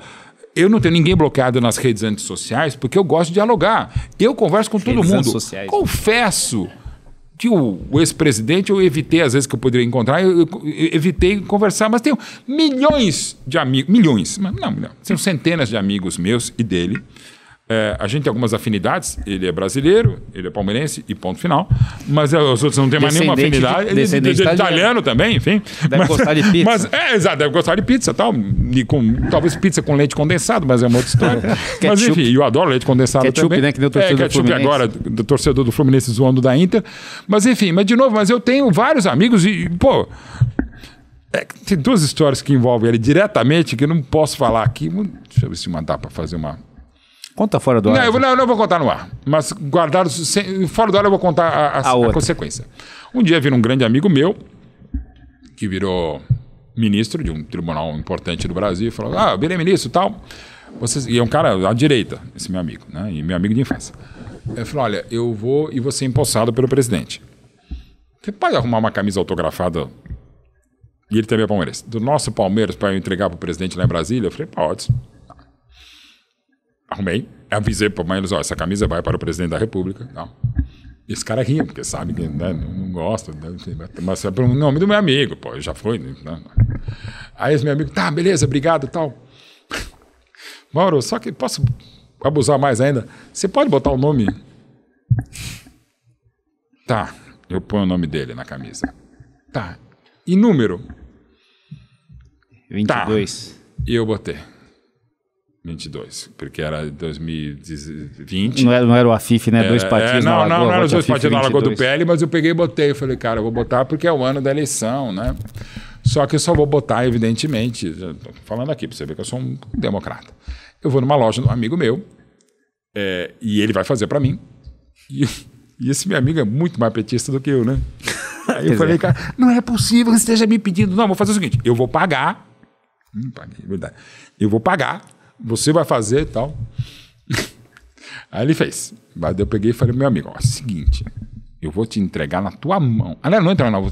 Agora vem cá. Você vai pegar na minha mão isso aqui e vai levar direto lá, mas nunca jamais fazer o que eu estou falando para vocês e tal. Você vê que eu sou um democrata, né? Tudo bem. Mas eu fiz. E fiz, aí depois falo do ar, eu conto o final da história. O final da história, que não tem, ok, foi entregue pra ele tirou foto com ela e tal, mas evidentemente tal. Mas de novo, faz democraticamente. Uma última pergunta aí do cunho pessoal, né? Você trabalha aí, você é praticamente um multimídia, né? Meu pai era um primeiro e não tinha esse nome. Eu não sou jornalista esportivo que mais trabalha, mas sou jornalista esportivo no Brasil que mais faz coisa e as pessoas meio que sabem, meio que brincam, e é verdade. Assim, não tem ninguém que faça tanta coisa. Aí, e curioso que onde você o Geomir começou como jornalista esportivo também, né? Perguntar a pergunta, né? Porque, assim, você é filho de um dos maiores jornalistas de todos os tempos. Como é que foi esse caminho de migrar para o futebol? A gente inverteu. E você falou que 3 anos... Você não trabalhou com trabalhei com esporte. Basicamente, um pouco da história. Rapidinho. Meu pai, então, era secretário do padre Donizete. Meu pai, o padre Donizete, para quem não sabe, nos anos 50... E ele não é economista, né? Não é que meu pai é sociólogo.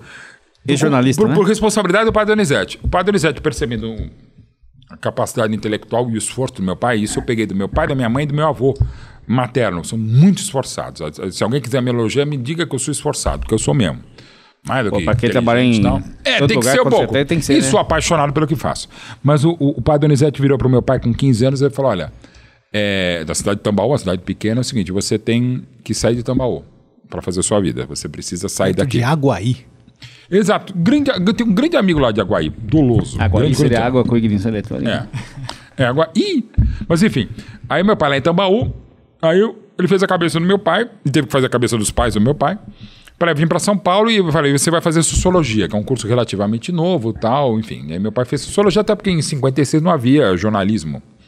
A Casper Libero, não, acho que já havia, não, e haveria Casper Libero, enfim, não era obrigatório o diploma de jornalismo, era melhor você fazer uma outra faculdade para fazer como meu pai fez, e se formou em Sociologia, e o monitor dele foi o Fernando Henrique Cardoso, já era um pouco mais velho.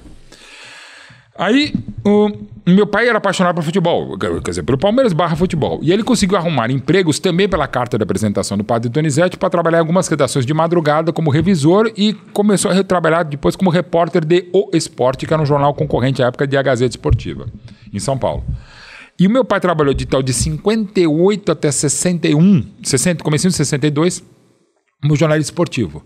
Mas teve um jogo, Palmeiras e Corinthians, que o Palmeiras empatou no finalzinho com o gol do Zeola, no Pacaembu.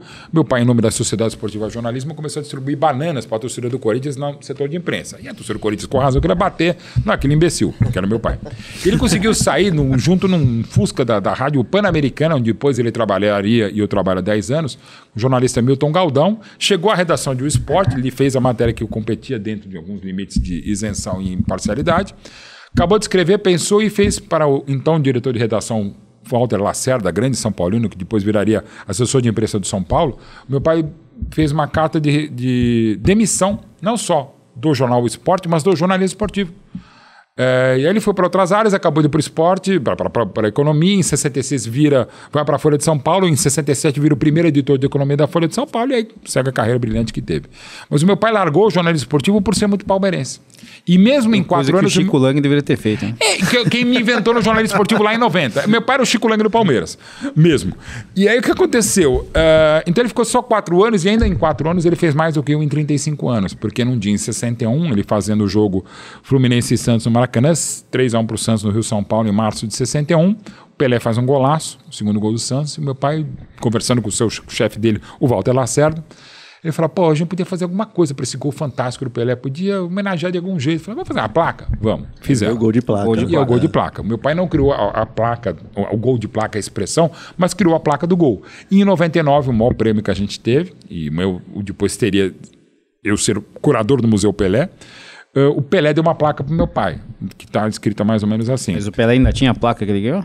Então, a placa está lá no Maracanã, ela está em exposição no Maracanã agora, para o autor da placa do gol, uma homenagem do autor do gol de placa. Né? O Pelé fez o gol, e o Pelé deu pro meu pai, naquela humildade. O Juventus tem uma estátua, né? Por causa do gol do chapéu de 59, da história, que o próprio Pelé admite que foi mais bonito que o gol do placa. Que infelizmente se perdeu nos incêndios da Record. Esse nunca teve. O gol de placa nunca teve imagem, mas o do gol de placa, dos 4 gols só não tem esse. no Canal 100 que poderia ter. E eu foi ao contrário. Meu pai, o único toque que ele me deu jornalisticamente foi o seguinte, olha, se você quiser ser o que eu fui sempre apaixonado, para resumir, eu tô com 58 anos, eu tenho 58 anos e 9 meses de Palmeiras, pela concepção e tal, uma família palmeirense. Aí o Palmeiras me fez gostar de futebol, que me fez gostar de jornalismo. E quando eu começo a lembrar das coisas com 5 para 6 anos, o meu pai era comentarista da Rádio Jovem Pan, comentarista da TV Record e escrevia coluna diária na Folha de São Paulo. Eu comecei a ler e via meu pai lá escrito o nome dele, Jomir Betting, notas econômicas na Folha de São Paulo. Eu falei, nossa, é meu pai. Aí eu ia para a escola ouvindo meu pai na Jovem Pan. Nossa, meu pai está no rádio. E eu sou filho do rádio. Meu pai se conheceram na rádio, né? Então eu sou apaixonado. O veículo que eu mais gosto é a rádio. E Mercedes-Benz, para falar de veículos, né? mas o rádio tem, o Mercedes não. Eu andava na época da faculdade, mas era o ônibus. Nem a miniatura? Na miniatura eu gosto também, mas enfim. E eu aparecia na televisão, meu pai, acabava o James West na TV Record, começava o telejornal que meu pai participava, nisso de moleque. Eu falava, nossa, sai o James West, ou o Pica-Pau entre o meu pai. Então era, na época, hoje, né, você vê televisão aqui, então perdeu esse, digamos, glamour. Era o máximo eu vi meu pai na TV, eu vi meu pai no rádio. Então eu me pensei em ser jornalista. Então Palmeiras me fez gostar de futebol, que me fez gostar do jornalismo, meu pai também, vários da família também, e virei jornalista, enfim, virei. Mas no começo, eu queria fazer outra coisa, que eu sempre gostei muito de política e de música. Então, eu trabalhei na TV Bandeirantes em 87, em 89 fui para a Folha da Tarde para ser repórter de política, um pouco de economia e escrever sobre música, que é outra paixão. E estava lá até que veio a Copa de 90 e virei. Sobre o Nazi E o Luiz Thunderbird, e pretendo fazer outras coisas também com música ou mais coisas. Aliás, tem uma... É preciso ligar para o Samuel Rosa, querido parceiro, amigo e muito ídolo. A gente vai fazer uma série provavelmente chamada Segue o Jogo, que é uma música do trabalho solo agora do Samuel. Vai ser 25... belo disco. Um disco muito bom. O Samuel é fantástico, uma pessoa maravilhosa. É uma série que eu quero fazer a partir do Samuel Rosa, mas com outros músicos. O Ira, eu estou tentando negociar com a editora do Chico Buarque, o Mano Brown. O Gol lá, né? O Nazi Valadão. Nazi Valadão, sensacional, do meu afilhado de casamento Paulo Bonfá, casado com a Marília. Eu quero fazer uma série, são 25 jogos e 25 músicas. E você teve um programa com o teu pai, o Bet in Bet, Bet in Bet no Band Esportes, a gente ficou o programa mais nepotista da TV brasileira. Era pai e filho de 2004 a 2010, ideia do Band Esportes. Mas aí, só para falar, o meu pai só deu esse toque. Não seja jornalista esportivo, a não ser que você queira trabalhar todo dia, todo fim de semana. No começo você vai cobrir treinos de times menos importantes e tal. Você não vai poder ser assumidamente palmeirense. Só que eu dei a sorte de, durante a Copa de 90, começar escrevendo uma coluna que era para o jornal, para a Folha da Tarde, só durante a Copa. Ela deu sorte, o Chico Lang foi para a Gazeta Esportiva. Falaram, você não quer fazer o papel, escrever a coluna que o Chico escrevia? Eu falei, quero. Eu continuei como repórter de política, escrevendo de música e escrevendo de futebol. Em um ano fui convidado para trabalhar na rádio e na TV. Mauro Betting começou como jornalista político. Político e escrevendo de música. E por que eu não fazia futebol? Porque meu pai falava... Nunca escreveu um livro sobre política? Não. Só sobre música e futebol? Só sobre música, não pretendo escrever sobre política. Eu ainda quero fazer um romance, tenho algumas ideias, mas enfim, nada de ficção. A não ser a biografia do Marcão, porque o Marcão não me dava entrevista, vagabundo que é, eu tive que fazer um livro de ficção, que é o livro na primeira pessoa dele, que é o livro que eu mais vendi junto com o do Neymar. Mas enfim, eu nunca escrevi de política, escrevo muito os meus comentários sobre quase tudo de música, namoro, flor, pôr do sol, eu tenho um viés político. Primeira e segunda vez que você esteve aqui na Davos, você falando sobre os presidentes e relação, o Papa, né? Papa e relação com o esporte. Exatamente, foi o Papa eleito, estava a relação exatamente, o texto que eu fiz a pedido do Estadão, o Papa e os Papas e o esporte, né? Os presidentes do Brasil. E os presidentes do Brasil que torciam um pouco mais, um pouco menos, ou nem sabiam o que era a bola. Tipo Figueiredo, que gostava de cavalos. O Figueiredo prefere o cavalo, mas ele gostava do Fluminense e do Grêmio. E aqui em São Paulo era Corinthians. E pra você ver como tudo é discutível, ele só veio num banquete de aniversário do Corinthians, em 79. E ele ganhou a camisa de quem? Do capitão do Corinthians, do Sócrates, que 3 anos depois, um movimento maravilhoso, a democracia corintiana, para derrubar. Ô Mauro, estamos chegando aqui acho que no último bloco aqui do episódio de hoje, né? Quando o papo é bom, passa super rápido. Falando pra caramba. E a gente, ainda falando do mundo de futebol e do mundo de educação financeira, a gente tem alguns casos de jogador. O jogador tem a carreira curta, se aposenta cedo. Curtíssima mesmo. 30, fora o Fábio, né? Goleiro do Fluminense. E o Cazu, exato. Exato. Mas a gente tem exemplos, né, do próprio Neymar, que você estava comentando agora, do Marcão, que são caras que se aposentam. O Neymar ainda está jogando, aposentado jogando, mas o Marcão já se aposentou. O próprio Rogério Ceni. Sim, também não parava. Isso, e que tem, de alguma forma, esses caras se prepararam para parar. Sim. Gosto de muito bom nível, sim. Se educaram Sim. financeiramente e tem lá suas vidas, suas próximas etapas. Mas não é a realidade da maioria dos jogadores. Não mesmo. Né? Que no Brasil, né, jogadores de futebol, tem a maioria deles origem humilde. Sem Os dúvida. que dão certo ganham dinheiro por E um os que período dão curto. certo são 1%.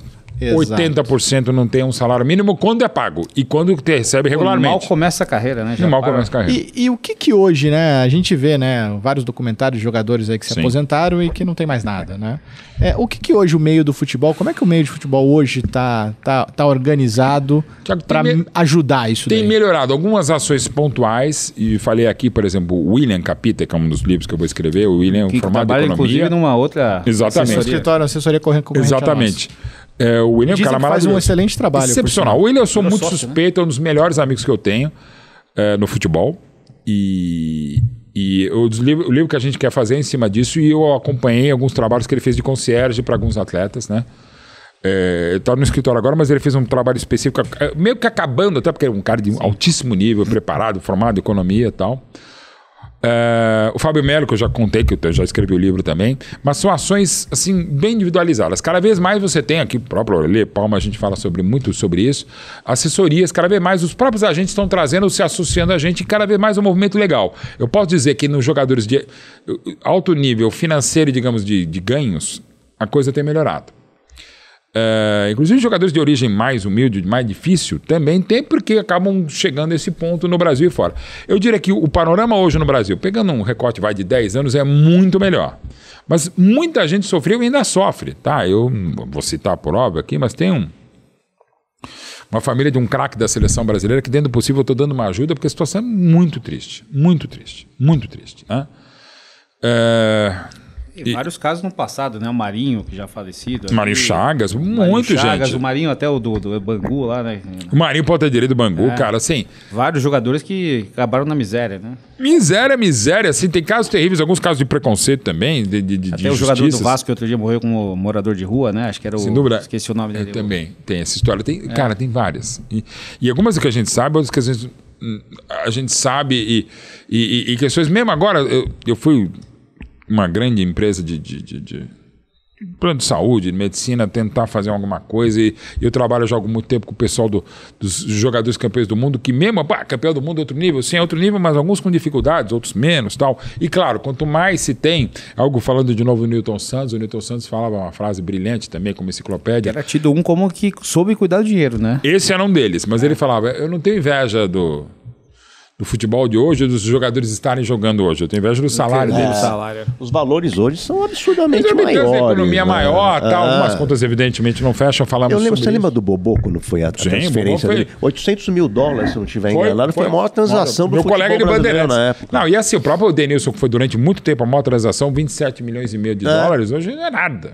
Hoje não é nada. Claro, o dólar é diferente. Pra você ter uma ideia, o maior salário que o Pelé recebeu no Santos foi 10 mil dólares. Claro que você precisa fazer, estou falando do último contrato, os últimos contratos do Pelé, ele ganhava 10 mil dólares, mais cotas, como ele sempre ganhou, em cima de amistosos. Propaganda, mas é outra coisa. Mas Café assim, Pelé. do Santos Futebol Clube, do próprio Café Pelé. Mas assim, e hoje, inclusive, por exemplo, até o Café Pelé não posso falar, porque não é um negócio que eu estou participando, mas eu ajudei a bolar uma coisa a respeito disso. Você tem o futebol feminino, que é muito legal, que está crescendo muito no Brasil, e ao mesmo tempo até eu ia falar sobre, passou, mas de novo, né, quando eu falei da questão do filho de Oxóssi, que é o Paulinho.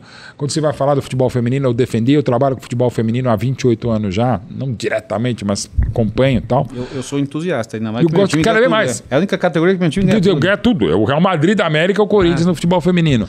Mas ainda tem essa coisa de preconceito muito tal, mas assim, e cada vez mais você tem um dinheiro cada vez maior para o futebol feminino, mas de novo, não dá para comparar. Não dá para ser como no skate, quando você faz no surf também, que é equiparado, que ganha homem e mulher, mas no futebol não tem como, por conta você sabe muito melhor do que eu da economia. Mas eu vejo de um modo geral essa questão da concierge, da consciência do atleta melhorando, não por ele ou pela formação dele, mas pelo grupo em volta. Por exemplo, aí eu tenho casos mais próximos que eu acompanho. E ele tem acesso Hendrick tem acesso. Por exemplo, o Hendrick é extremamente preparado, o Estevam também, até porque são grupos de empresários, o tal do staff, que é extremamente preparado. Né? Coisa que preparado no passado não aconteceria. Nem teria. E mesmo quando por exemplo, quando eu falo Neymar, é o Neymar pai. Mas o Neymar pai tem um tino comercial muito grande e bastante agressivo. Não vou nem entrar na questão. Mas, por exemplo, O pai do Rodrigo, que o assessora, o Rodrigo do Rodrigo, o raio do Real Madrid, esse Santos, pô, tem um nível muito legal. A família do Estevam tem um berço muito legal. A do Hendrick, que eu já falei, eu sou suspeito que eu sou amigo do pai dele há muito tempo. Pô, do Kaká de uma. Mas, então, o Kaká é classe média. Né? O próprio Caio também, o Caio Ribeiro. É diferente, mas o Kaká trabalha muito com o irmão dele, o Digão, dos caras que são muito fãs. O Digão jogou bola no Milan. É diferente. Mas assim, de um modo geral, a média hoje, em relação a 10 anos, está muito melhor. Está no nível ideal? Claro que não. Até porque a gente está falando aqui de elite. Elite no bom sentido. Acho que é um problema não só do futebol do Brasil, né? O brasileiro, no médio, é muito ruim. Não sabe. E até os que sabem. Ou tem histórias... O Vampeta dá uma exagerada, mas são histórias reais. O Índio, lateral direito campeão do mundo em 2000, a história do cheque é verdade. Que ele pegou, estava com talão de cheque, estava passando o cheque lá, e um dia chegou o cheque sem fundo, né? Daí o gerente do banco ligou para ele e falou: pô, como não? Tem aqui, ó, deixa eu ver, tem 7 folhas, como tá sem fundo? Sei lá, tem 7 folhas mesmo, o cheque não acabou meu dinheiro, tá aqui, tem os 7 cheques, né? Ou também outra, e é verdade essa também, do Odivan.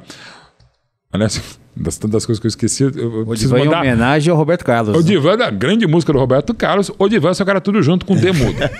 Aí um dia, alguma coisa lá, algum negócio, contrato, falou: Odivan, precisa de um comprovante de residência. Não teve dúvida. Foi lá na frente do apartamento dele, no térreo, e apontou assim com o dedo. É aqui, ó, tipo, 4º ou 5º andar. Olha. O que me fez lembrar que eu preciso mandar o comprovante de residência pro meu primo também. Pro Thiago, que o Ale conhece. Você vê que as histórias ajudam a lembrar coisas que eu esqueci. O que sabe, eu lembro, e ficou na minha mente, foi o caso do Miller. Né? Quando o Miller morou de favor na casa do Pavão, se não estiver enganado. Sim, grandes amigos. Né? E o Miller, Miller, graças a Deus, eu não escrevi a biografia, mas fiz o prefácio de uma das biografias dele. O Miller era um dos grandes amigos. Algumas escolhas infelizes. O Miller não era alcoólatra. Não. Nada disso. O Miller era o próprio Djalminha fala, o Djalminha é um craque, é um dos jogadores mais inteligentes que eu conheci na vida. Mas tinha suas questões de administração financeira e... Faltou a Davos ali na vida dele. Né? Também, não, e o Miller, e aí eu não vou entrar até pelo carinho e respeito que eu tenho dele. Questões pessoais, tá? Fora do ar a gente pode até conversar, mas questões pessoais que... Você parou algumas vezes? Algumas são públicas. Pegando outro livro que eu estou escrevendo, do Amaral. Exato, do Amaral. O Amaral, ele jogando no Parma, na Fiorentina, Amaralzinho. Amaralzinho maravilhoso. Mais engraçados que eu já vi. E das pessoas mais maravilhosas. O livro que a gente está escrevendo é muito bonito porque tem histórias de superação de vida, de chorar e ao mesmo tempo de morrer de rir, porque é o Amaral. O Amaral, uma época também, falando em dólar, ele na Fiorentina ele ganhava $10 mil. Porque assim, um jogador do Cesena da 4ª divisão, se estivesse na época, ganharia o triplo. Por quê? Porque ficou com pessoas que não deviam ter ficado. E para ele estava bom. E uma história real. E aí, de novo, da generosidade e da bondade. O Amaral estava saindo do Parma e estava chegando um tal de Cannavaro, do Napoli para o Parma, que 10 anos depois seria eleito o melhor jogador do mundo pela Itália, tetracampeão de 2006. Aí o Cannavaro, e é normal isso, fala: pô, tem o Amaral tá indo embora aqui do Parma, tem um apartamento que é legal, tu quer ver? Aí em Parma. Aí o Amaral recebeu o Cannavaro lá, o Cannavaro adorou o apartamento e realmente era muito legal, segundo o próprio Amaral. Falou: puxa, legal, pô, beleza, vou ficar, tá ok e tal. E realmente o Amaral não tinha mais nada, tinha terminado o contrato de aluguel, o Cannavaro assumia. Só que o Cannavaro vira para o Amaral e fala: pô, tá tão legal, tão bonito, tão bem educado. Posso ficar com os móveis, né? Ele falou: claro, evidente, né? Não vou levar de volta isso aqui, fica com você, tá, beleza, tal. Tá, eu vou fazer ver quanto é que custa, tá? Não, pra quê? Não, como assim pra quê? Não, eu vou pagar os... Quem botou os móveis? Não, fui eu. Tá, mas eu vou fazer...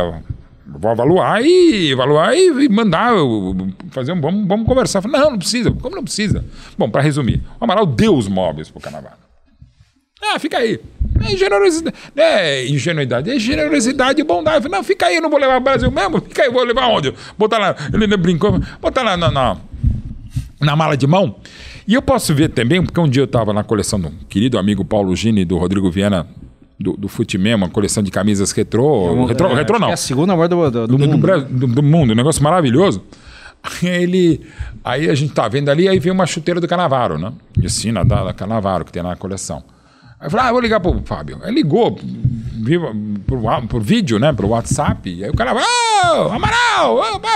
Mostrou o Paulo, mostrou lá.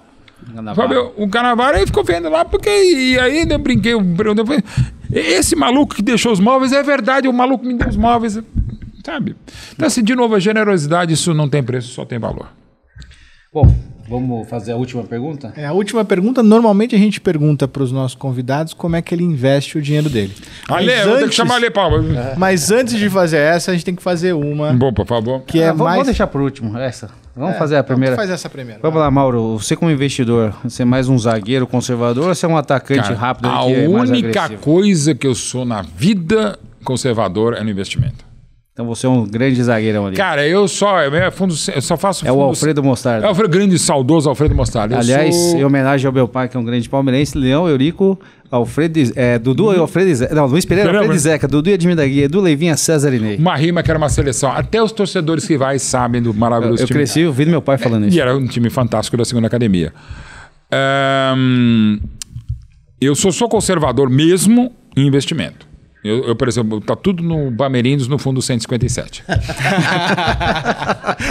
E a última pergunta pra Né, gente... Ale? O Ale tá tentando resgatar, mas parece que tem alguns problemas jurídicos, precisa, né, enfim. E pra gente encerrar, essa aqui talvez seja a pergunta mais difícil de você responder. Com certeza. E não pode... Lembrando que a gente Aspecto tá financeiro... A gente tá gravando hoje, é 2 de julho, né? É 2 de Exato, julho, 2 de hoje julho. é quarta. Quarta-feira. E, obviamente, eu não espero uma E resposta... sexta-feira vai ter o Palmeiras e Chelsea. Eu Fluminense não ao relógio. espero uma resposta corporativista sua, Por favor, Mauro. nunca. Não, eu odeio corporativismo. Exato. mesmo. Então, se o Palmeiras avançar com o Chelsea, tiver sorte na próxima, Muita na sorte, próxima jogar mais do que rodada ter jogado. e na última também Na última ele rodada. ganhar, ele vai ser campeão mundial ou bicampeão mundial? Então, vai ser o seguinte. Primeiro vai ter uma alegria imensa no Brasil, dos palmeirenses, uma tristeza, muita gente Vai acabar saindo, talvez a indo última embora, grande piada tal. do Você futebol. crê que não é piada, mas enfim, eu espero que as pessoas no meu velório, nesse momento, estejam lá, morrendo de paixão. De novo, o Palmeiras tem mundial? No mundo ter o Palmeiras, pra mim, basta. Mas... Lembra que a resposta não pode ser corporativista. Não, hein? de novo, eu tô falando agora como um pesquisador, sem pretensão de ser historiador e nem do Palmeiras e tal. Embora eu seja um dos embaixadores do centenário do Palmeiras há 10, 11 anos agora. Tal. A Copa Rio não precisa ser mundial para ser importante como foi, e o torneio mais difícil até este. Você pega de 60 a 2004, o Mundial do Corinthians em 2000, e de 2005 para cá, quando unificado, não houve nenhum torneio, primeiro com 7 jogos, tem agora na Copa do Mundo de Clubes. Aquele torneio o Palmeiras venceu o Estrela Vermelha, que era campeão da Iugoslávia, e base da Iugoslávia, que um ano antes quase eliminou o Brasil na Copa de 50. Aí o Palmeiras vence o Olympique de Nice, que era campeão francês e seria bicampeão. Hoje, esse time não existe mais, né, Olympique? Não existe, mas era o campeão da França, que 7 anos depois seria semifinalista da Copa de 58. Aí o Palmeiras perde para a Juventus, que era a terceira colocada no campeonato italiano, mas havia sido campeão em 50, seria campeã naquela temporada de 52 e a maior campeã da Itália. Aí o Palmeiras perde e vai pegar o Vasco. Que na época era o segundo time da Itália, porque um ano antes tinha morrido o Torino, né? Também que, exato, o Torino, no acidente de Superga em maio de 49, tinha morrido e era o grande rival, o Cittadino de Torino. Sim. Mas enfim. Aí o Palmeiras vai enfrentar o Vasco. 7 jogadores da seleção brasileira no Vasco e mais o treinador Flávio Costa, do time que um ano antes havia sido vice-campeão. O Palmeiras elimina o Vasco em 2 jogos no Maracanã. E pega de novo a Juventus para 116 mil pessoas que gritavam Brasil e não Palmeiras. Justo o Palmeiras, que era dos traidores da pátria, que 9 anos antes não podia ser nem mais palestra, nem palestra Itália, nem palestra de São Paulo, e foi o próprio Brasil, aliás, com a bandeira no peito, né? O Palmeiras queria jogar com a camisa da seleção, a CBD não deixou. O Palmeiras jogou com a camisa do Palmeiras e foi campeão no segundo jogo, 2-2 contra a Juve, um ano e uma semana depois do Maracanaço, de um torneio a Copa Rio, feito para resgatar o prestígio do futebol brasileiro que estava embaixo, e o Vasco, que era a grande base, e era no Rio de Janeiro, ideia do brilhante Mário Filho. E o Vasco envolvido também, né? Envolvido Assim, também, o Palmeiras que é o passou pelo Vasco, de novo, como o Corinthians em 2000. Campeonato mundial? Não precisa ser, mas é mais difícil de qualquer mundial que o Brasil ganhou, perdeu, né? E não precisa ser mundial.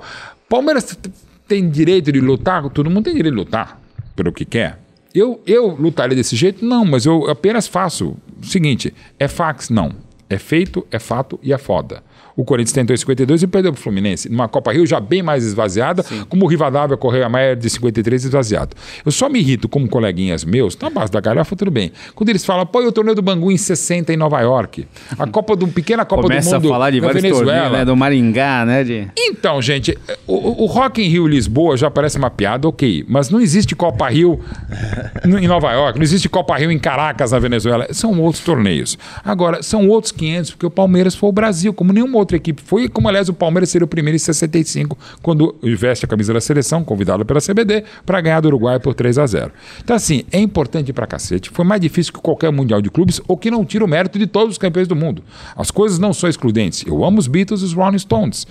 Os Beatles melhor que os Rolling Stones. Era um garoto. E era um garoto que, como eu, né, enfim, já cantava o grande Gianni Morandi. Mas, enfim, de novo, não precisa ser mundial ou ser reconhecido como tal para dizer que foi fato, foi feito e foi foda.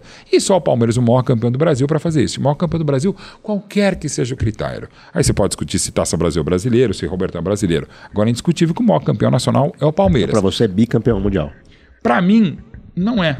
O Palmeiras, se ganhar, vai ser campeão do mundo da Copa do Mundo. Porque a FIFA é que determina. A FIFA, que já falou que era em 7, num fax, depois esqueceu. Em 14 confirmou na ata, mas em 2017 desdisse a próxima. A ata não disse. O dia que a FIFA assumir, se vai assumir, acho que não vai assumir, eu falo que sim. Como em 2010 eu não teria feito a unificação de Taça Brasil e Robertão. Eu acho que desmereceu um pouco, né? Porque, assim, mas, de novo... Eram torneios muito importantes. Importantíssimos. Eram os torneios da era de ouro do futebol brasileiro. Que vocês, inclusive, não sabem, porque vocês nunca disputaram na Taça Brasil. O de 37, horror. Mas, enfim, tudo bem. Mas, de novo, são importantes pra cacete. Sim, e, de concordo. novo, o maior campeão nacional brasileirão não é o Palmeiras. Tem 2 Taças Brasil, 2 Robertões e mais 8 brasileiros, né? E sem asterisco, deve lembrar, né? Todos os brasileiros não têm asterisco nenhum.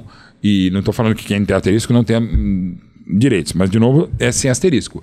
E, de novo, por 4 rankings diferentes no século XX, Federação Paulista, o Estado de São Paulo, Folha de São Paulo e Revista Placar, o Palmeiras é o maior campeão por pontuação, por critérios distintos. Então, não precisa ser campeão mundial. E lembrando que o maior campeão nacional do país, mais vezes campeão mundial, é o Palmeiras. Então, e quando o Palmeiras ficou na fila, o Brasil também ficou na fila, né?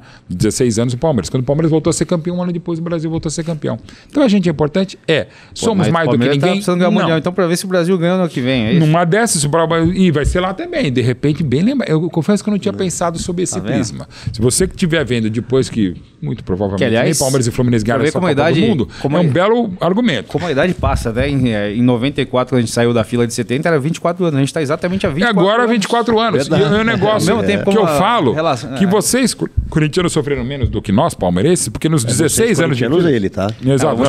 Eu nasci no dia 14 de setembro de 77. Menos de um mês depois, o Corinthians foi campeão. No mesmo dia que o Alex. Você é pé quente, cara, porque você é menos de um mês mesmo. E você nasceu, o Ademir da Guia. Involução da espécie total. O Ademir da Guia deixa de jogar no 19 de setembro de 77, no jogo contra o Corinthians, o Palmeiras perde por 2-0 e não volta. O Ademir da Guia parou em menos de um mês, o Corinthians voltou a ser campeão. Não foi por acaso. Mas eu quero dizer exatamente isso. O Corinthians. Quando ficou na fila, 22 anos, mas o Brasil foi 3 vezes campeão. O máximo de tempo que vocês ficaram sem gritar campeão foi 8 anos entre o Brasil campeão de 62 e o Brasil campeão de 70 no México. O Palmeiras ficou 16 anos sem nada. Mesmo. Sim. Então, a nossa fila como torcedor, e essa eu vivenciei, a do Corinthians, claro, eu peguei só um finalzinho, ou o final, eu sofri mais do que vocês. Isso eu posso dizer. Mas quando saímos da fila, a gente não saiu contra a Ponte Preta. Saímos contra vocês. Mauro, queria te agradecer. O papo foi muito bom. Maravilhoso. Eu que agradeço o papo. Quase uma aula aqui. Imagina, não. E não foi o vocês viram de educação financeira, que isso que é com a Lê Palma, que está aqui. Ele que cuida de mim e ele tem trabalho comigo e com a família. Não, maravilha. Impressionante. Aparece aqui para já falamos, né? Falei mais de você do que do Palmeiras. Aparece só para aparecer sua cara linda. Não é linda. Se puder aparecer em off, por isso que eu tenho saudade do rádio. Mas põe o cabelo ali. Não, vou passar. Presta aqui. Esse é o Lê Palma. Ele que cuida da gente. Perguntas financeiras com a Lê Palma. Maravilha. Mauro, obrigado mais uma vez. Agradeço, foi um prazer te receber. Foi uma aula. A gente... Imagina, prazer. Teu fã de via TV tá aqui presencial desde contigo. Crianças, né? Exato. Vem por aí. Gente. Obrigado, gente. Até a próxima. Valeu, pessoal. Até mais. Até a próxima. Obrigado, Mauro. Obrigadão mesmo. Um abração para todos. Tchau. A conta sempre chega, né, Pompa? O Banco Central, o mercado vai premiar quem faz a lição de casa. Diversificação faz total sentido no financeiro, monetário, renda fixa, ações. Onde nós vamos caminhar?